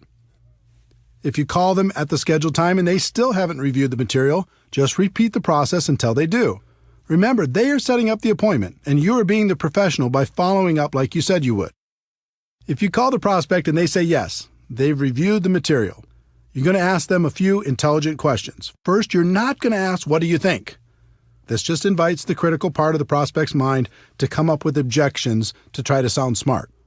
The best follow-up question I've ever used is, "What did you like best?" This question will take you in a very positive direction and will give you clues as to the level of their interest. If they say the product, then your next exposure will probably be product-related. If they say financial freedom, then your next exposure will probably be opportunity-related.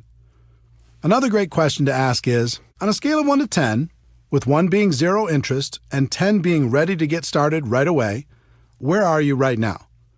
With this question, anything over 1 is good. It says they have some interest. Most of the time, you'll get something like a 5 or a 6. No matter what number they give you, all you're going to do is ask them how you can help them get to a higher number. Usually that answer will go along the lines of how they answered, "What did you like best?" If the answer is very positive and the number is fairly high, you can go directly into the closing process. We'll cover that in the next section. If it isn't an obvious green light, then you just schedule the next exposure. They might want to try the product, so you help them do that and set up a follow-up date, a time to call them, and check on the experience, the next exposure. They might want to understand the compensation plan, so you set up a time to get together and review it, the next exposure. They might want to talk with their spouse, so you send them home with materials they can share with their spouse and set up a date and time when you'll follow up, the next exposure. Whatever it is, you never finish one exposure without setting up the next one. Never. If you do, it's over. That's what used to happen to me at the beginning. I would have someone look at the opportunity. When they'd done that, I'd say, "So, what do you think?" They'd usually mumble something like, "I'll let you know," or "I'll get back to you," or "I need to think more about it," or something similar. And poof, they were gone. Then when I tried to call them back, I was just bothering them. The whole thing felt uncomfortable. Once I changed to never finishing one exposure before setting up the next one, everything changed for the better. I was being professional. I was in control. The prospect had more respect for me and for the opportunity. All of this happened from this one small change in mindset. Concept number 3. It takes an average of 4 to 6 exposures for the average person to join. When people don't understand that the only reason for an exposure is to set up the next exposure, They put too much pressure on their prospects and on themselves. In the some will, some won't, so what next MLM culture, people hammer on a person once, and if they don't join right away, they move on and never follow up. In many cases, they take it a step further by damaging the relationship with the prospects with their attitude. Professionals understand that it takes an average of 4 to 6 exposures for a prospect to become involved. Their goal is education and understanding. It's hard to educate someone in one exposure, so they take them from exposure to exposure to exposure, knowing it will eventually sink in. Through that process, they also build a stronger relationship with the prospect. They strengthen the friendship. That helps build trust, and people enjoy working with people they like. 4 to 6 exposures is an average, which means that for every person who joins on the first exposure, there's going to be a person who takes more than 10 exposures to join. You just never know. Some of the best people in network marketing were prospected for years before they finally made the decision to take part in the opportunity. Keep your urgency, but have patience. Concept number 4, condense the exposures for better results. Posers prospect someone once and move on. Amateurs prospect someone through several exposures over time. Professionals condense those exposures into the shortest time possible. People are busy. They're constantly distracted by life. When you're approaching them to take a look at something new, it's important to keep their interest. The best way to do that is to stack the exposures as closely as possible. If you go slow, you might start by having them check out a video, then a few weeks later have them listen to a conference call, then a month later have them attend a webinar. Then after another month, invite them to a 3-way phone call with you and another distributor. This slow process is difficult because between each exposure, they tend to get distracted by life. It can almost be like starting over every time. On the other hand, if you have them check out a video, then join a conference call, then try the product, then get on a webinar, then participate in a 3-way call, then come to a live meeting, or whatever combination of exposures you use in your company and do it all in 1 week, you give them the opportunity to really think about how this could change their lives. Questions and objections. At every step in the recruiting process, you'll come across questions and objections. This is natural. A lot of the time, your prospect will just be bringing them up to sound intelligent. They don't want to seem easy, so they throw out objections to feel better. How you respond is extremely important. If you act defensive, you'll plant a seed of doubt in their minds. If you act offensive, you'll chase them away. Remember, our goal is education and understanding. It's not to win an argument. Our job is to help blind people see. When someone brings up a negative question, or if they offer you an objection, all they're really doing is helping you to identify one of their blind spots. It's helpful to know what these are so you can assist your prospects in eliminating them. I'm going to give you some specific tactics to help overcome objections, but the thing I want you to remember and spend more time focusing on are concepts. Tactics come and go. Concepts are timeless. I found that objections fall into one of 2 categories. The first is the prospect's limiting belief in their abilities. They aren't sure they can be successful. The second is a limiting belief in network marketing. They aren't sure network marketing will help them achieve their goals in life. For both categories, one of the best concepts is empathy, how you relate to people. And the best way I know to relate to people is to let them know you're just like they are. You had the same doubts, the same questions, the same fears, and you overcame them. Believe it or not, your story and the stories of others will do more for you in overcoming objections than anything else. There's an old tactic called feel, felt, found. It works with the concept of empathy. When a prospect offers an objection, you respond with, "I know how you feel. I felt the same way. But here's what I found." You can use that quite literally and with great success. You can also modify it based upon your story and your prospect. When prospects have a limiting belief in their abilities, the common objections in this category are, "I don't have the money. I don't have the time. It's not my thing. I'm not a salesperson. I don't know anyone. Or I'm too old, too young, have no experience, etc." Some people teach fancy approaches where you make yourself seem smart and the prospect seems stupid. "You don't have any money? Do you have a cable bill? Do you have a cell phone? Do you ever go out to dinner? You have lots of money. Come on, wake up." Or, "You don't have the time? How long do you want to have that reality in your life?" You have to change if you want your life to change. How does it feel when you hear that? How would it feel if someone were to say it to you? Pretty bad, right? A better approach is to relate to the person and tell your story. When a person tells me, I just don't have the money right now, I respond, I had the same exact challenge. I didn't have enough money to pay my bills, let alone start a new business. But when I thought about it, I realized if I didn't have enough money to pay my bills now, how was I going to change that in the future? I was tired of being behind. I was tired of scrambling. I wanted more out of life. So you know what I did? I found a way. And it was the best decision I ever made. Let me ask you something. If you really felt this was a chance for you to take control of your financial future, do you think you could find a way to make it happen? 9 times out of 10, they would agree they could find a way. Again, forget the exact words and focus on the concept. I told them I was the same as they were, with the same objection. I told them about my pain, and I told them I found a way to solve it. As a result, we bonded. We related to each other. We were in the same boat with the same hopes and dreams. And if I didn't have a personal story that would compare with theirs, I would tell another person's story. There are plenty of stories inside your company that can relate to virtually every situation. So when a prospect tells you their objection, you can say, I know what you mean. I have a friend who had that same exact problem, and let me tell you their story. Can you see how that approach would work with all the objections based on a person's limiting belief about themselves and their lives? The concept is simple, it's proven, and the results are amazing. When people have limiting beliefs about network marketing, this category includes, is this MLM? Is this one of those things? Is this a pyramid scheme? I'm not interested in MLM. I don't want to bother my friends. And how much are you making? Let's start with the one that strikes fear into the hearts of most people in our profession. Is this MLM? Or variations like, is this one of those things? Or is this a pyramid scheme? Or I'm not interested in MLM. Some people go a little crazy when they hear this question. They say, pyramid scheme, like every corporation in the world, like the government? You mean that? Instead of going crazy on your prospects, it's important to understand where this question comes from. My experience has shown me that they usually knew someone who joined with no success, or else they've done it themselves. Usually they just purchased a virtual lottery ticket like I described earlier and it didn't pay off. This scenario represents well over 90% of the people who will ask this kind of question. The rest of them have heard of opportunities like this and are rightfully skeptical of the promise of getting rich quick. If they ask this kind of question with any sort of emotion, I know they've been involved at some point. So I say, wait a minute. You have a story. What happened? Were you involved in network marketing at some point?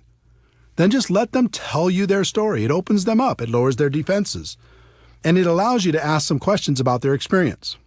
Let me give you a typical example. I'm going through my invitation process when the prospect says, wait a minute, is this MLM? And they say it with emotion. I reply, oh, you have a story. Did you try it out at some point? What happened? They say, yeah, I joined a company a few years ago, bought some product, and lost my money. I reply, what do you think was the reason you didn't have success?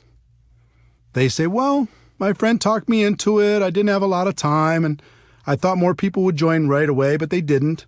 I guess I just lost interest.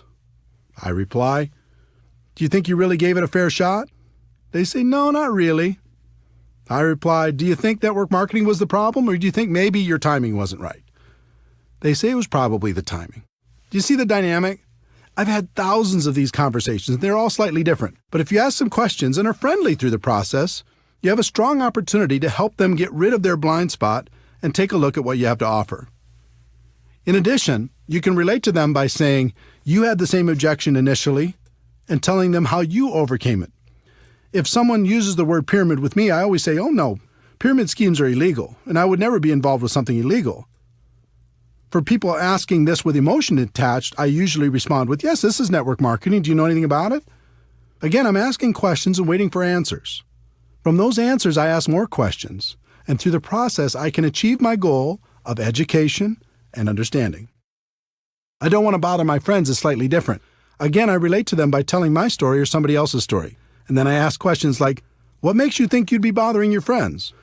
If you truly believed in the product, would you let your friends know about it? And if I could show you how we can share this product with others without it feeling or sounding like a sales pitch, would that help you? The last in this category is, how much are you making? If you're making money already, this is a great question. If you're not, your answer depends on how long you've been involved. If you're brand new, you can tell them you're just getting started. If you've been around for a while and not making big money yet, You can tell them you're working part-time and are really excited about your future. You could also say that you're excited about your future with this company because you knew things weren't going to change if you didn't do something to change them. The other way to answer it is to tell your story and then tell stories of people you know who are making good money. You can even suggest setting up a phone conversation with those people so they can feel more comfortable about the opportunity. All of this takes practice, but if you get the concepts down, you'll find it becomes easy. And the other thing that should encourage you is you'll only have this handful of the same objections for the rest of your career. There's nothing new here. What I've listed in this section is about all there is. Remember, our goal is education and understanding. This is a part of the process that makes that goal a reality.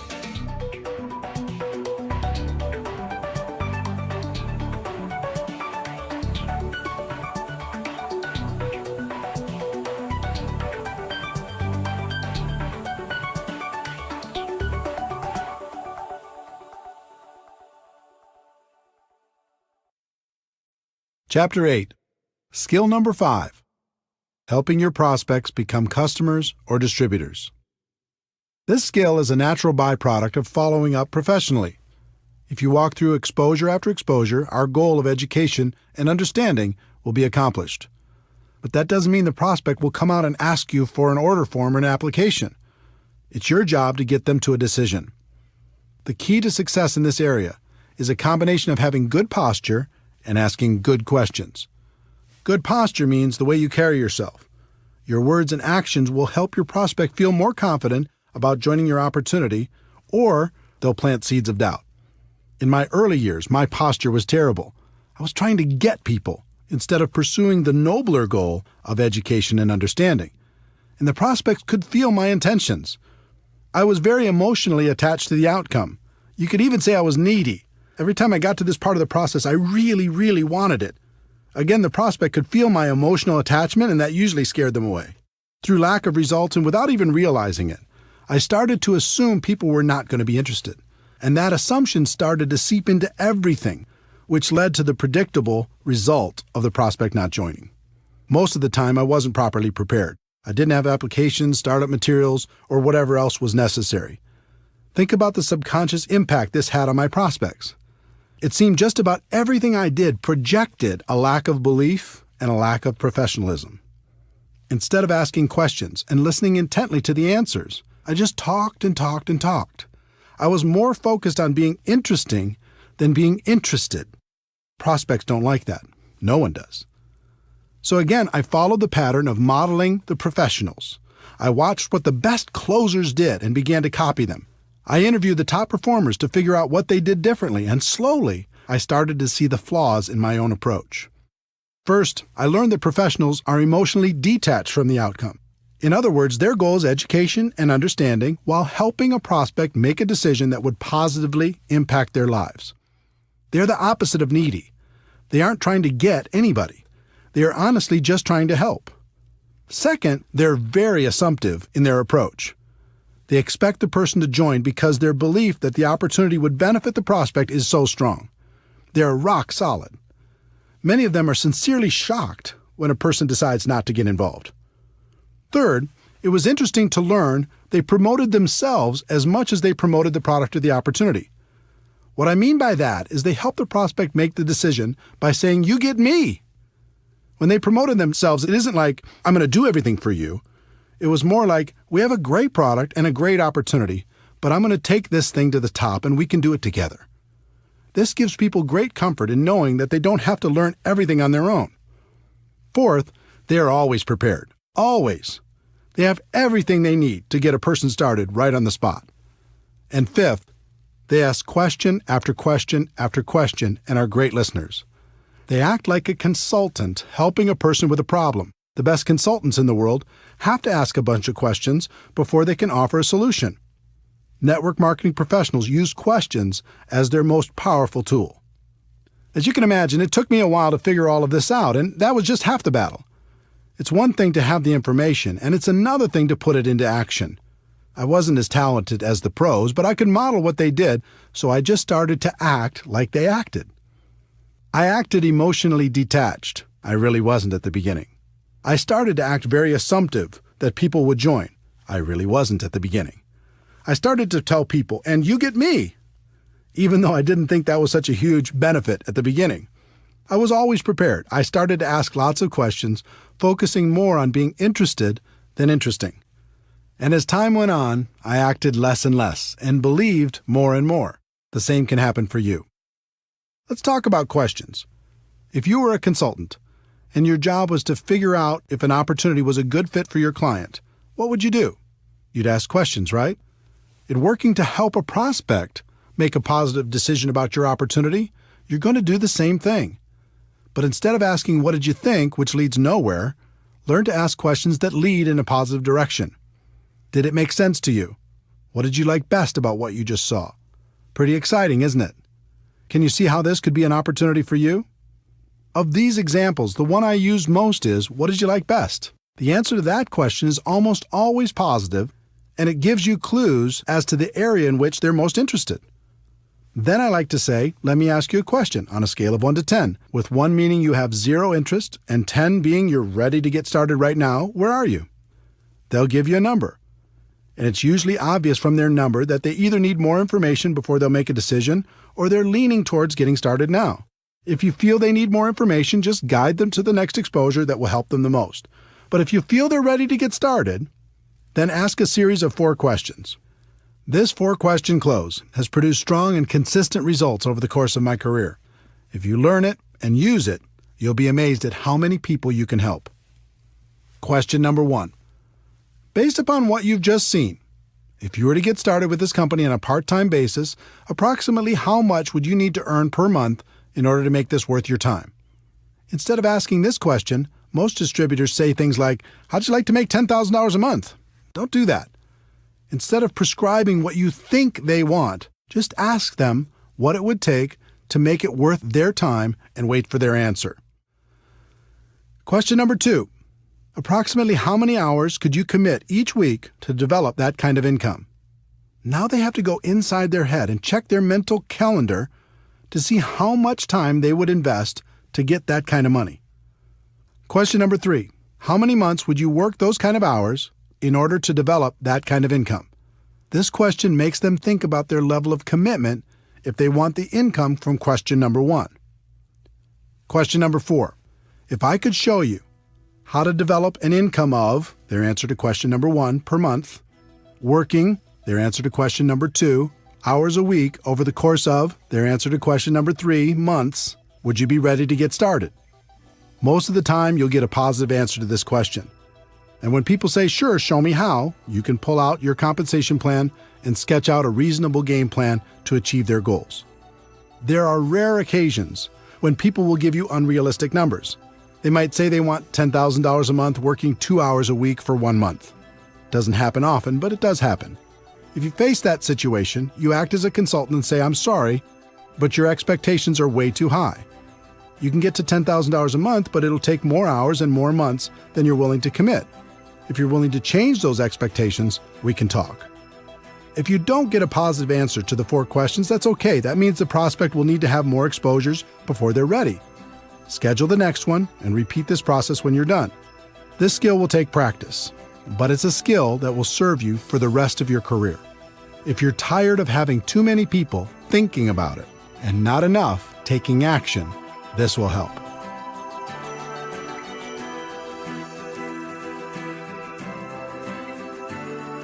Chapter 9. Skill number 6.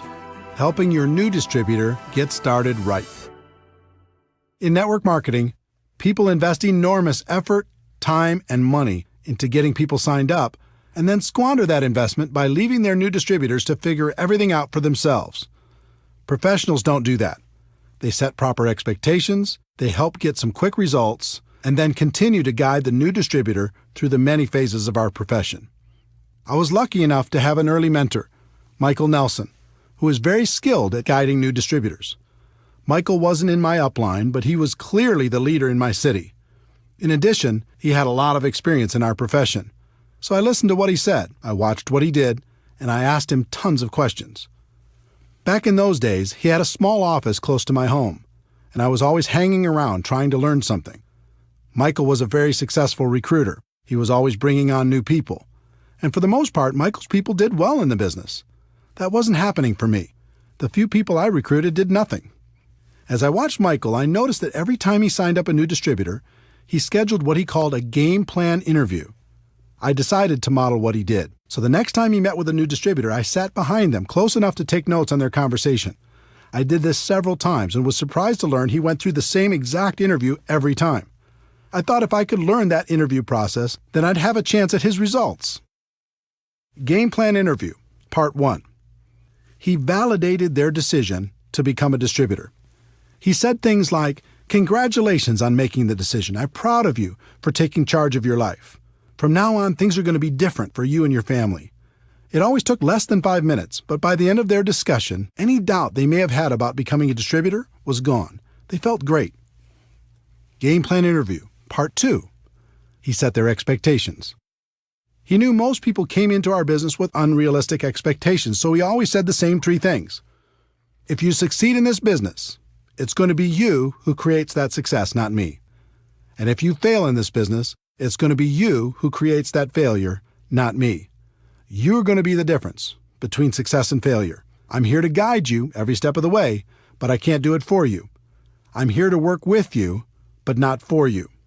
Wow, this was a radical concept and so different from the conversations I had when I got a person started. I said things like, "I get paid from what you produce, so essentially I work for you." Well, what kind of expectation do you think that set in the new distributor's mind? I'd also say, "We are going to build a business together," when that wasn't really true. They needed to build a business. I could be a resource, but I couldn't do it for them. The next thing he said was, "My job is to help you become independent from me as quickly as possible. Do you agree that that's a good goal?" Again, this was radical, but it made sense. Up to that point, I had a group that was extremely dependent on me. They only did something when I pushed.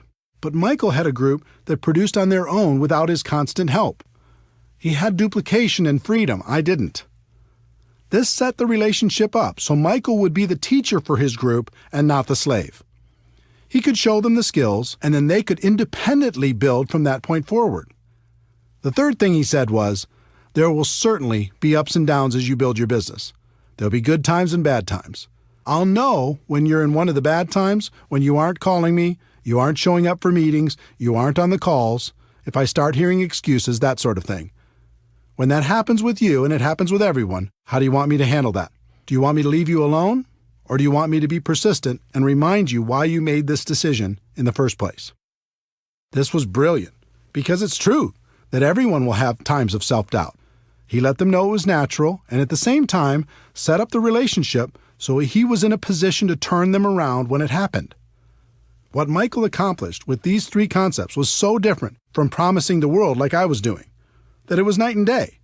With my approach, the distributor would sit back and wait for me to perform. And if I was ever too busy or couldn't help for some reason, I became the easy excuse for why things weren't working out. With Michael's approach, his people became independent quickly. He would coach them from time to time, but he wouldn't allow his group to use him as an excuse for their lack of results. While my distributors struggled, his flourished. Game plan interview, part 3. Michael went through a getting started checklist to help the new person have the best chance for success. The exact plan would be different for every company, but the concept was to do everything possible to get quick results. Here are some examples of what you could include in your getting started checklist. 1. Make sure your new distributor is set up with appropriate products. Just about every company has products that can be personally used by the distributor, so make sure your new person is doing that. Depending on your company, this may include a monthly commitment. It's very important that people develop an emotional attachment to the products, and that can only happen if they are using them and enjoying the benefits. In addition, many companies have products that can be sampled or used in demonstrations. In that case, new distributors should have an appropriate supply so they're properly prepared. 2. Make sure your new distributor is set up with appropriate tools. We've talked about the importance of third-party tools in building a large and successful network marketing business. Your new distributor needs to be prepared to help their prospects with the tools that will professionally take them through the exposure process. 3. Make sure your new distributor gets connected. Show them how to find things on the company website, where the upcoming events are being held, when the leadership calls or webinars are being conducted, etc. Remember, our goal is to help them become independent as quickly as possible. This is an important step in making that goal a reality. 4. Make sure your new distributor has a basic understanding of the compensation plan. They don't need to know it in detail at the beginning, but they should at least understand the key points and what will happen financially as they move through the first few levels. 5. Make sure your new distributor has a fundamental understanding of how to properly invite their prospects to understand more about what they have to offer. You can save them from running out there and talking their heads off with little or no results by giving them a brief overview of how and why a professional invitation process works. Game Plan Interview, Part 4. Michael helped the new distributor create a game plan to get through the first few ranks and challenged them to do it quickly. He understood and helped me to understand that it was a race to help a person get results quickly. If they received early positive reinforcement, they'd continue, and if they didn't, they had a tendency to fade away.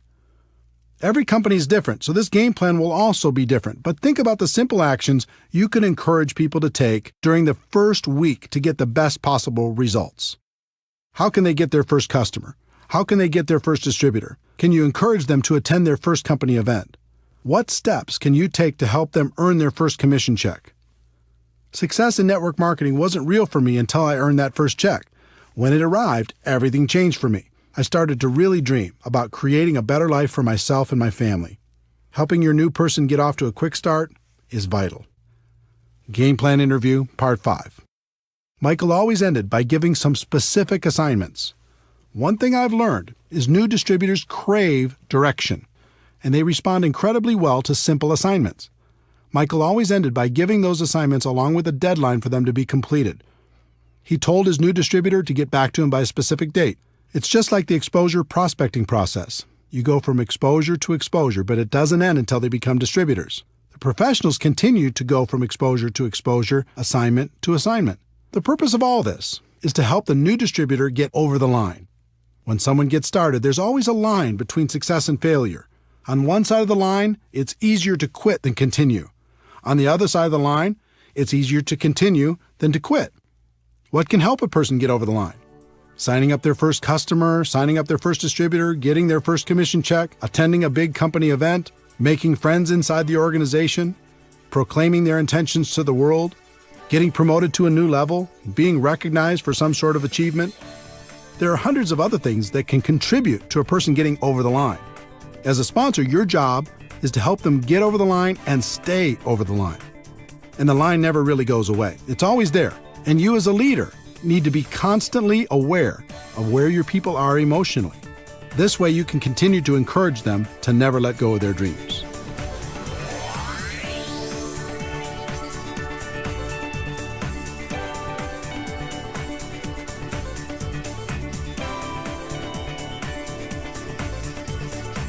Chapter 10.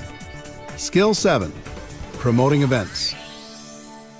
In network marketing, meetings make money. It's just that simple.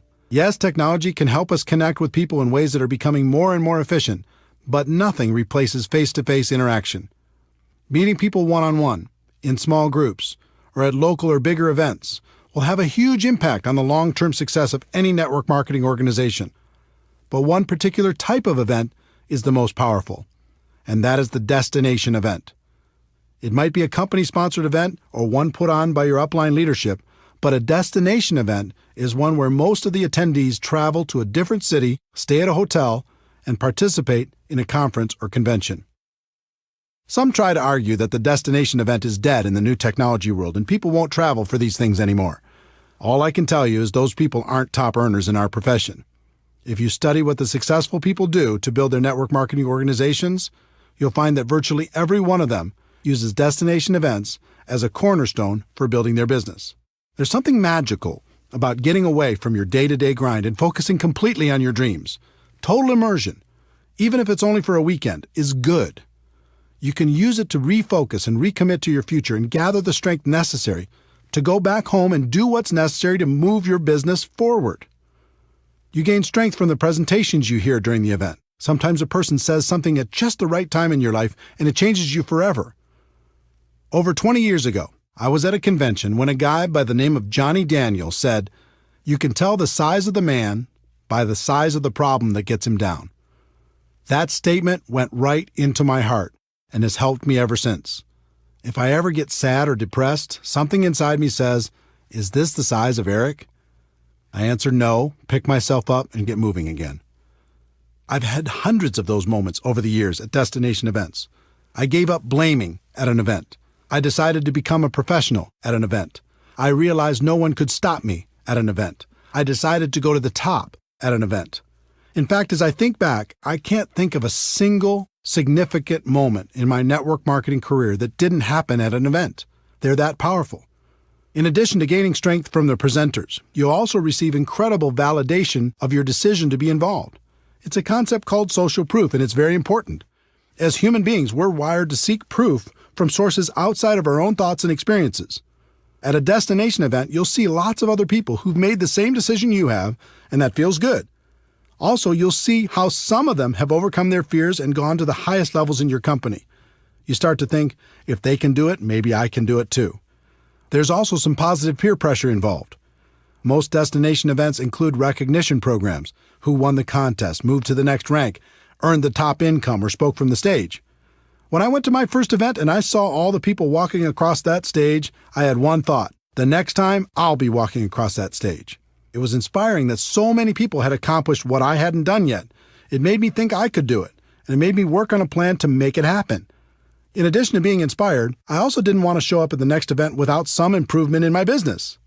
That positive peer pressure helped me face my fears and make it happen.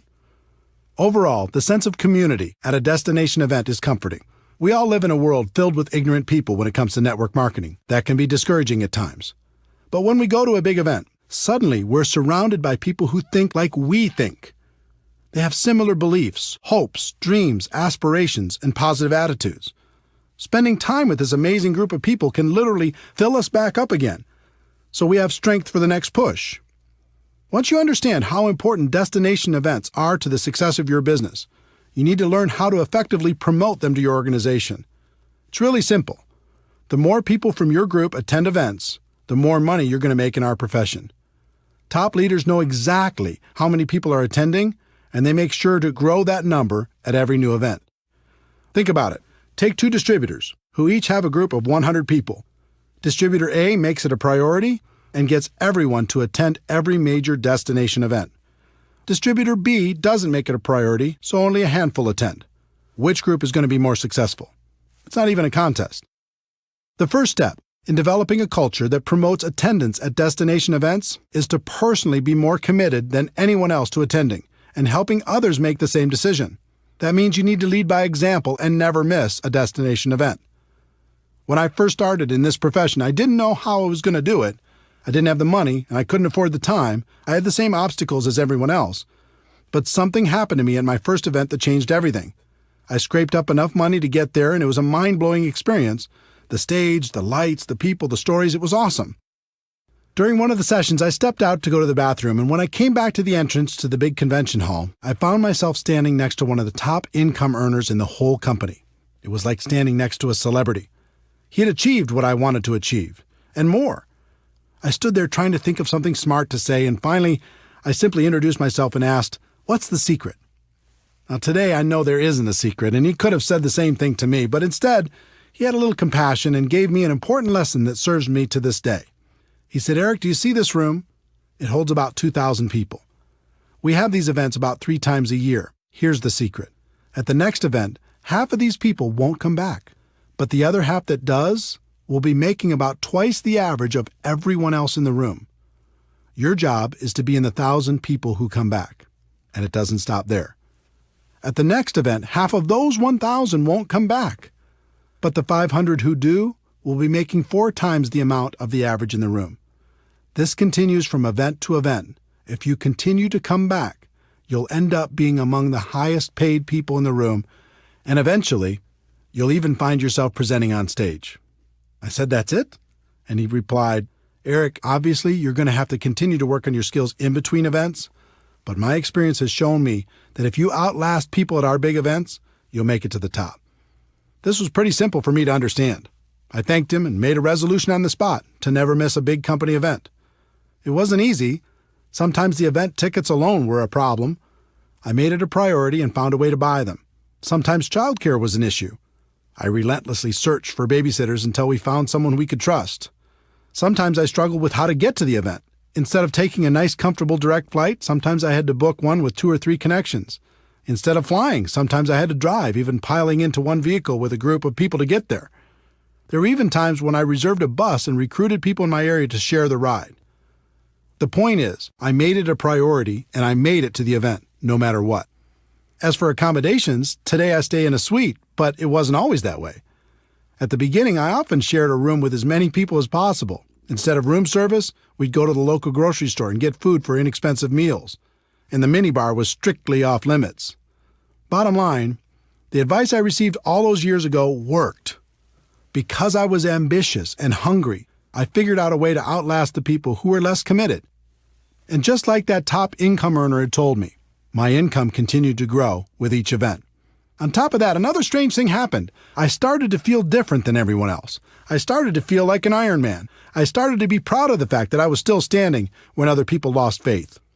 So if you're more committed than anyone else to attending the destination events, that all-important commitment will serve you very well. Once you're fully committed, the next step is to grow the number of people on your team that attend with you. Most people announce the next big event to their group, sit back, and hope people register. Professionals understand there's a big difference between an announcer and being a promoter. Promoters make the event a priority in their group. They are relentless with their message. They tell stories that inspire people to action. They take nothing for granted and don't rest until people have registered. They paint a picture in people's minds about how great the event will be and the benefits of attending. One thing I learned long ago was to never buy someone's excuse, at least at the beginning. I can't tell you how many people started off by telling me the reasons they couldn't attend the next destination event, only to find out that their reason was just an excuse and wasn't really true. The problem with amateurs is they buy that first story, and that's the end of it. Person says, I can't get off work, or I can't afford it, or I can't arrange childcare, or who's going to watch my dog, or there's a birthday party that weekend. And the amateur says, oh well, it is what it is. I hope you can make it to the next one. The professional has a completely different mindset. When they hear an objection, they don't buy that story because they know it's probably not real, or at least not real enough. Instead, they work with that person to help them understand the meaning and importance of attending the event. Then they brainstorm with them to figure out a way to overcome their initial problem. I can't tell you how many people I've talked to who had already decided they were not going to attend the next event, and within 5 minutes, they changed their mind and registered. The lesson here is to tell your story, don't buy theirs. Think of this skill as if you're a publicly traded company and your stock value is tied directly to how many people you have at each destination event. If that were the case, you'd make it a priority to always have a bigger number at the next event, wouldn't you? You might start with just you at the first event, but then the goal needs to be to bring someone with you to the next one and to grow that number at the next and the next and the next. There's no such thing as a silver bullet in network marketing, but this skill is as close as it gets.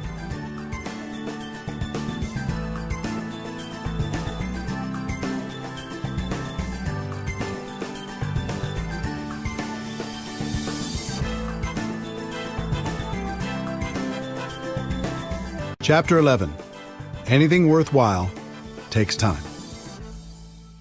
If a person starts a traditional business, they expect to break even in their first year and possibly pay back their initial investment in the first 5 years. But when a person starts a network marketing business, they expect to get their money back in the first month, make a profit in their second month, and get rich by the third month. And when that doesn't happen, they blame network marketing. It's like people don't want the laws of the business world to apply to network marketing. We do have a better way, but we're not selling magic beans here. Anything of value takes time to develop. I learned a great lesson early in my network marketing career. From time to time in your life, your income might take a lucky jump. You might be in the right place at the right time. But if you don't quickly grow as a person to that new higher level, your income is going to come back down to the level of who you really are. In the end, you only get to make what you are. How many people do you know that hit it big and lost it all? I learned this lesson the hard way in my first few months in MLM. Back in 1988, I joined a company that had a $5,000 upfront package, which paid the sponsor between $1,200 and $2,400 depending on their level. Although I'm glad most of those big money packages have left our profession, back then a person could make some pretty big money fast. In my first month with that company, I earned approximately $7,400. If you remember, my strategy was to quickly call my dad's friends before he could get to them. I was ecstatic. In my second month, I earned about $12,200. Unbelievable. But then reality kicked in. I wasn't a $12,000 a month person. I hadn't worked on my skills. I wasn't developing myself. I was just riding the wave. My third month's check was $1,098.60. Looking at that check was like looking at myself in the mirror. It showed me who I was. It was an ugly feeling. My first reaction was to quit and blame everyone and everything for my bad check. But eventually I realized that to earn more, I needed to become more. I needed to work on my skills, so I didn't have to rely on luck or timing or positioning. You might have heard, you can get rich quick, or there's no work involved, or the product sells itself, or any number of trumped-up statements. But you must learn to give up those false and unrealistic expectations and go to work on you. The 1-3-5-7 formula. There's a formula I've seen work in our profession. I call it the 1-3-5-7 formula. As a general rule, it will take you about 1 year to become competent and profitable in network marketing. You'll know the basics, you'll cover expenses, and you'll be learning. It'll take about 3 years of consistent part-time effort in order to go full-time. It'll take about 5 years of consistent effort to become a six-figure earner or above. And it will take about 7 years of consistent effort to become an expert. Now, that doesn't mean you can't make more than that in the short term. Many people do. It just means if you want to keep making that kind of money, you need to eventually become an expert. When you think about it, 7 years isn't so bad, especially when a good portion of it is part-time. You're going to be 7 years older anyway. You might as well become an expert over that period of time instead of just going through the motions. How to learn.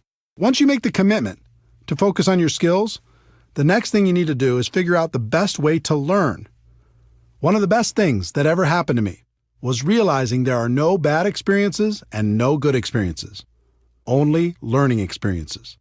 This was a major breakthrough. In other words, let go of the outcome and focus on what you can learn from every experience. This took so much pressure off me. Instead of always looking for great experiences, I started focusing on how many experiences I could have, because the more I had, the more I could learn. Another attribute of a top earner in MLM is they are what I like to call an active student. As a professional, they're always learning, always growing, always trying to get better. Lou Holtz said it best. In this world, you're either growing or you're dying, so get in motion and grow. I think that's true. Never stop learning. Model successful behavior. Try to avoid reinventing the wheel when you get involved in this profession. The hard work has already been done. No matter what company you're in, it's easy to find someone who's very successful.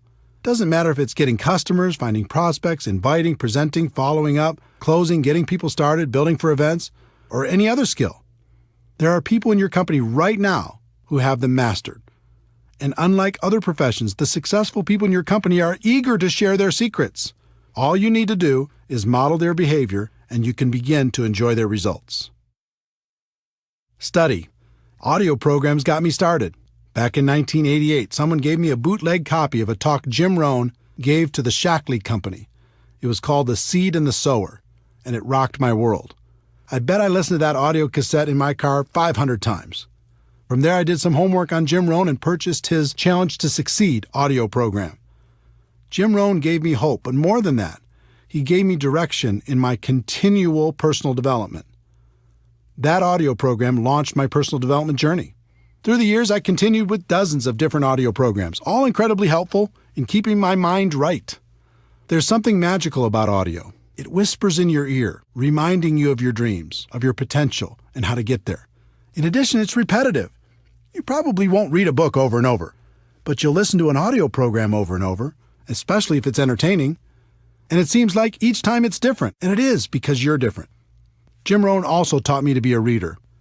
No matter what you're trying to learn, there's someone who has devoted their entire life to the subject and is offering it to you for pennies.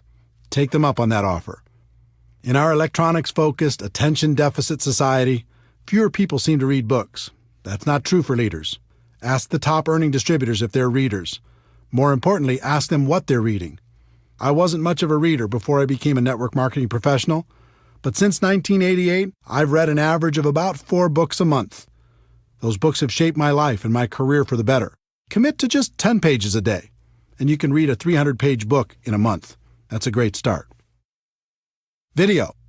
Video is another source of great learning. Sometimes I like to watch training programs instead of just listening. It's part of the reason I decided to use video as my main focus at networkmarketingpro.com. I found if I created a short video with interesting information every day, people received tremendous value. If you'd like to check out hundreds of free videos, you can go to networkmarketingpro.com. It's free. Online. The internet has changed the way we learn and gather information. You can take advantage of online tutorials, watch online videos, attend online webinars, or even watch events live with streaming technology.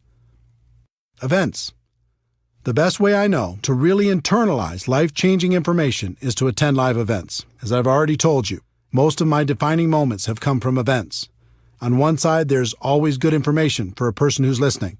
On the other side, when you eliminate all of the other distractions in life and just focus, like you do at an event, you have a chance to really hear. Both sides are good. Be careful of distractions. With all of the choices available to you in terms of studying your craft, now more than ever, you must be careful about what you allow into your mind. People everywhere will try to distract you with their latest and greatest breakthrough, and it can be very tempting to jump at all those opportunities. You should be focused on a very narrow range of skills: finding prospects, inviting, presenting, following up, closing, getting people started right, and promoting events. Make sure you master those skills before adding anything else to your to-do list. Take action. Almost all of the learning in MLM is in the doing. If you want to learn how to talk to people on the phone, then talk to more people on the phone. If you want to learn how to do a home presentation, then do more home presentations. You'll certainly figure it out. That doesn't mean you shouldn't continue to seek knowledge on the skill sets for success in MLM, but it does mean you shouldn't wait for complete knowledge before taking action. Part of the reason people avoid taking action is they're afraid they'll be embarrassed. If you want to be successful in network marketing, you must learn to set that fear aside. Here's why. It's very difficult to look good and get better at the same time. Instead of being afraid of how you look as you're learning and growing, be afraid of not taking action and living a life at a fraction of your potential. Let me give you a concept that has served me for over 20 years in the area of developing my skills. Back in the early 1990s, a friend and I were searching for a great network marketing product. We traveled the country and met with many interesting people. Our journey led us to an organization in Michigan called the High Scope Educational Research Foundation. They had a progressive and proven way to teach children how to learn more effectively. High Scope has many components, but the one that struck me then is the one I've used to this day, called Plan, Do, Review. Here's how the company explains the process. In the Plan, Do, Review process, children make plans, carry them out, and reflect on what they have done. In doing so, children learn to take initiative, solve problems, work with others, and accomplish their goals. Their play becomes more purposeful and focused. By making Plan, Do, Review a successful and integral part of your classroom's daily routine, you'll learn how you can promote learning and build on children's interests and intrinsic motivation. When I heard what they were saying on how to use it as a teaching tool for children, the only thing that was rolling around in my mind was how I could use it for myself and the people in my organization. While things didn't work out for turning the High Scope product into a network marketing product, I'll be forever grateful to their organization for helping me and hundreds of thousands of people all over the world to use this concept to build a better business. Here's how I've used and taught the concept for over 20 years now. Choose a skill you want to develop. 1. Make a plan. 2. Do your plan. 3. Review your results to see how you could do better next time. Most people don't make a plan. They just charge out there and do. Even more people never review their results to see how they could improve. Do you see how this connects with no good experiences and no bad experiences, only learning experiences? 1. Make a plan. 2. Do your plan. 3. Review your results, good or bad, to see how you could do better next time. 4. Make a better plan. 5. Do that better plan. 6. Review those results, good or bad, to see how you could do better next time. 7. Never stop applying Plan, Do, Review, and you'll eventually become an expert through trial and error. This little secret to learning in MLM is one of the most powerful I've shared. It's become part of my DNA. I hope the same happens for you. Teaching. Would it surprise you to know that teaching is one of the best ways to learn? It's true. If you want to really master something, teach it to others. Teaching burns a groove in your brain like nothing else can. Who do you think gets the most benefit from the daily video shows at networkmarketingpro.com? I do. I have to think about it, prepare, and present the message every day, so it helps keep me sharp and on top of my game. The lesson for each of you should be to find someone to teach. Even if you just have one person in your group, start there. And as your group grows, look for more and more opportunities to teach. You'll get the most benefit. Your associations. This is another important lesson from Jim Rohn. He taught me the law of association that says you'll become the average of the 5 people you spend the most time with. You'll think how they think, act how they act, talk how they talk, and earn how they earn. Let me tell you something. This law is real. You can't fight it. I've done 3 things over the course of my career when it comes to my associations. First, I've disassociated with the people who are toxic to my life. This isn't an easy decision, but it's an important one. Some people will keep you down permanently. Second, I've limited my associations with negative people or people who weren't helping me grow in the direction of my dreams. I just learned to spend less time with those people and more time on positive influences. And third, I've worked to expand my associations with people who can help me become a better person and a better professional.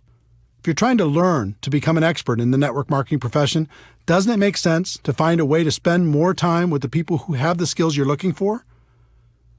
If this is a little too stressful to think about when you're looking at the 5 people you're spending time with right now, here's a little tip. About every 6 months, one of the people in your 5 will change. They'll move, get a new job, start a relationship, end a relationship. Something will happen. The secret is, when that happens, choose very wisely when you're thinking about who's going to take their place. Most people don't think about this at all. They just let the next person fall into that place. That's a big mistake. Find someone who will push you. Find someone who will inspire you. I hope these suggestions on the learning process of becoming a professional have been helpful to you. It's okay to dream big, but you also have to be patient. Anything of value takes time. Continue to develop your skills. Become a permanent student. Those skills will make a place for you for the rest of your life. There's one more concept you need to understand. I've analyzed the top earners in network marketing. I've interviewed them, and we've become friends. Do you know what they all have in common? They work hard. Don't get me wrong, they have a great lifestyle, and they love what they do, but they work their butts off. If you want big success in MLM, you're going to have to do the same. Network marketing isn't about luck, timing, positioning, or signing that magic person who will make you rich. Freedom is possible, but it isn't free. It will take hard work to stay consistent when the world tries to distract you. It'll take hard work to learn the skills required for long-term success. It'll take hard work to become the leader you're meant to be. Some people in network marketing become unhappy when they realize work is involved. Most of them join for some sort of free ride. When they experience growing pains, they run for the hills. Be different. It might take hard work, but it's good work. And it's the best way I know for the average person to enjoy true freedom.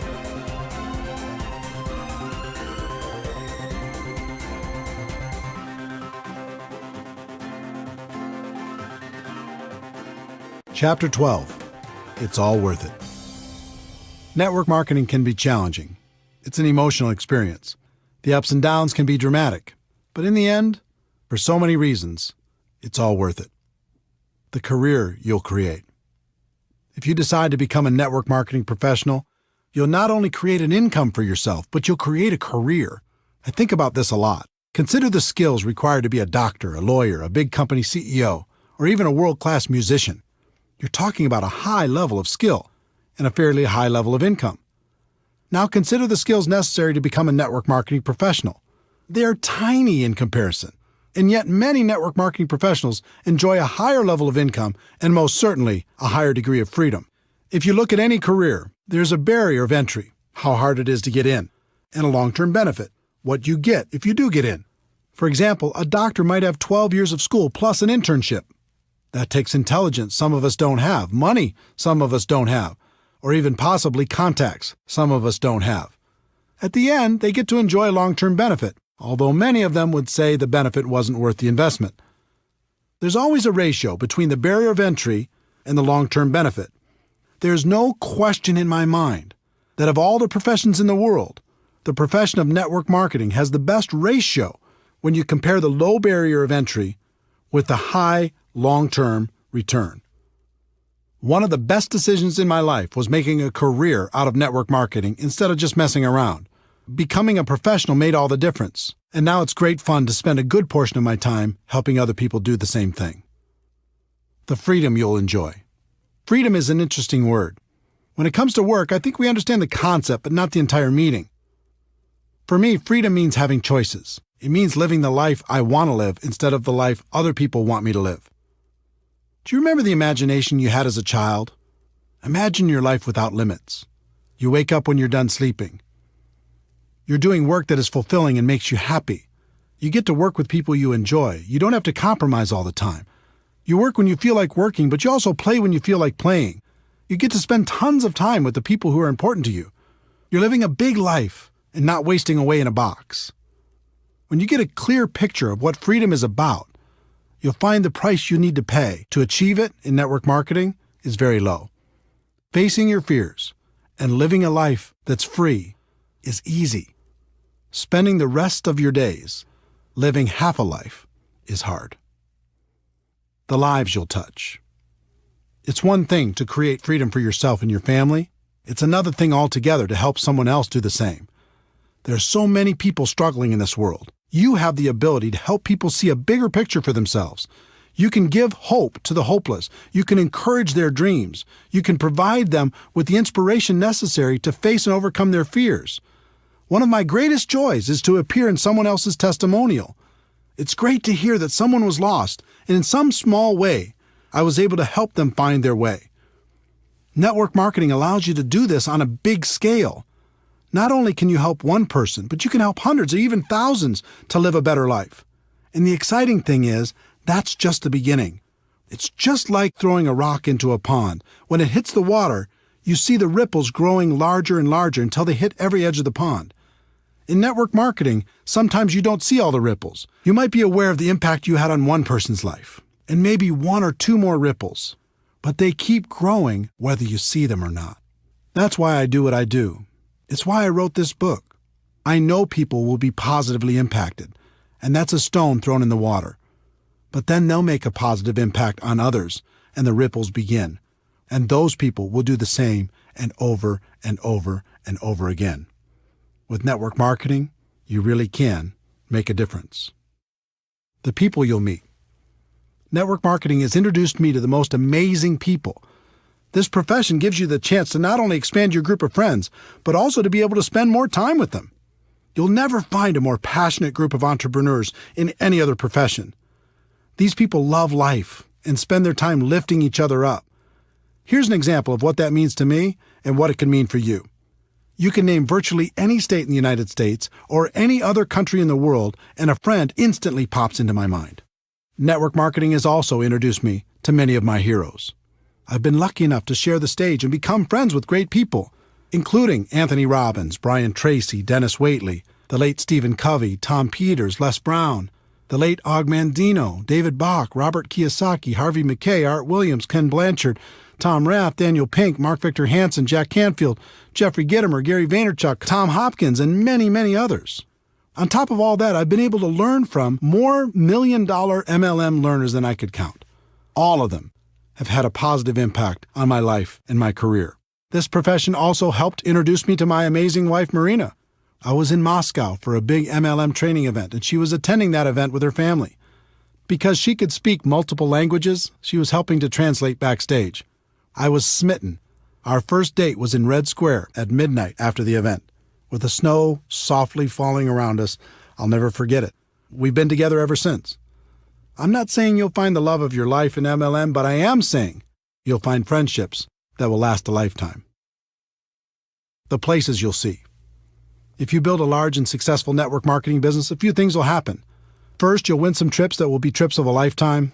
Second, you're going to need to support your organization as they expand into every territory or country where your company does business. And third, you're going to have enough money and time to go wherever you'd like.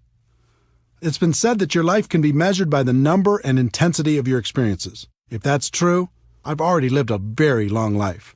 I've been to every state in the United States with the exception of Alaska, and I'll remedy that soon. I've also been to about 40 countries around the world.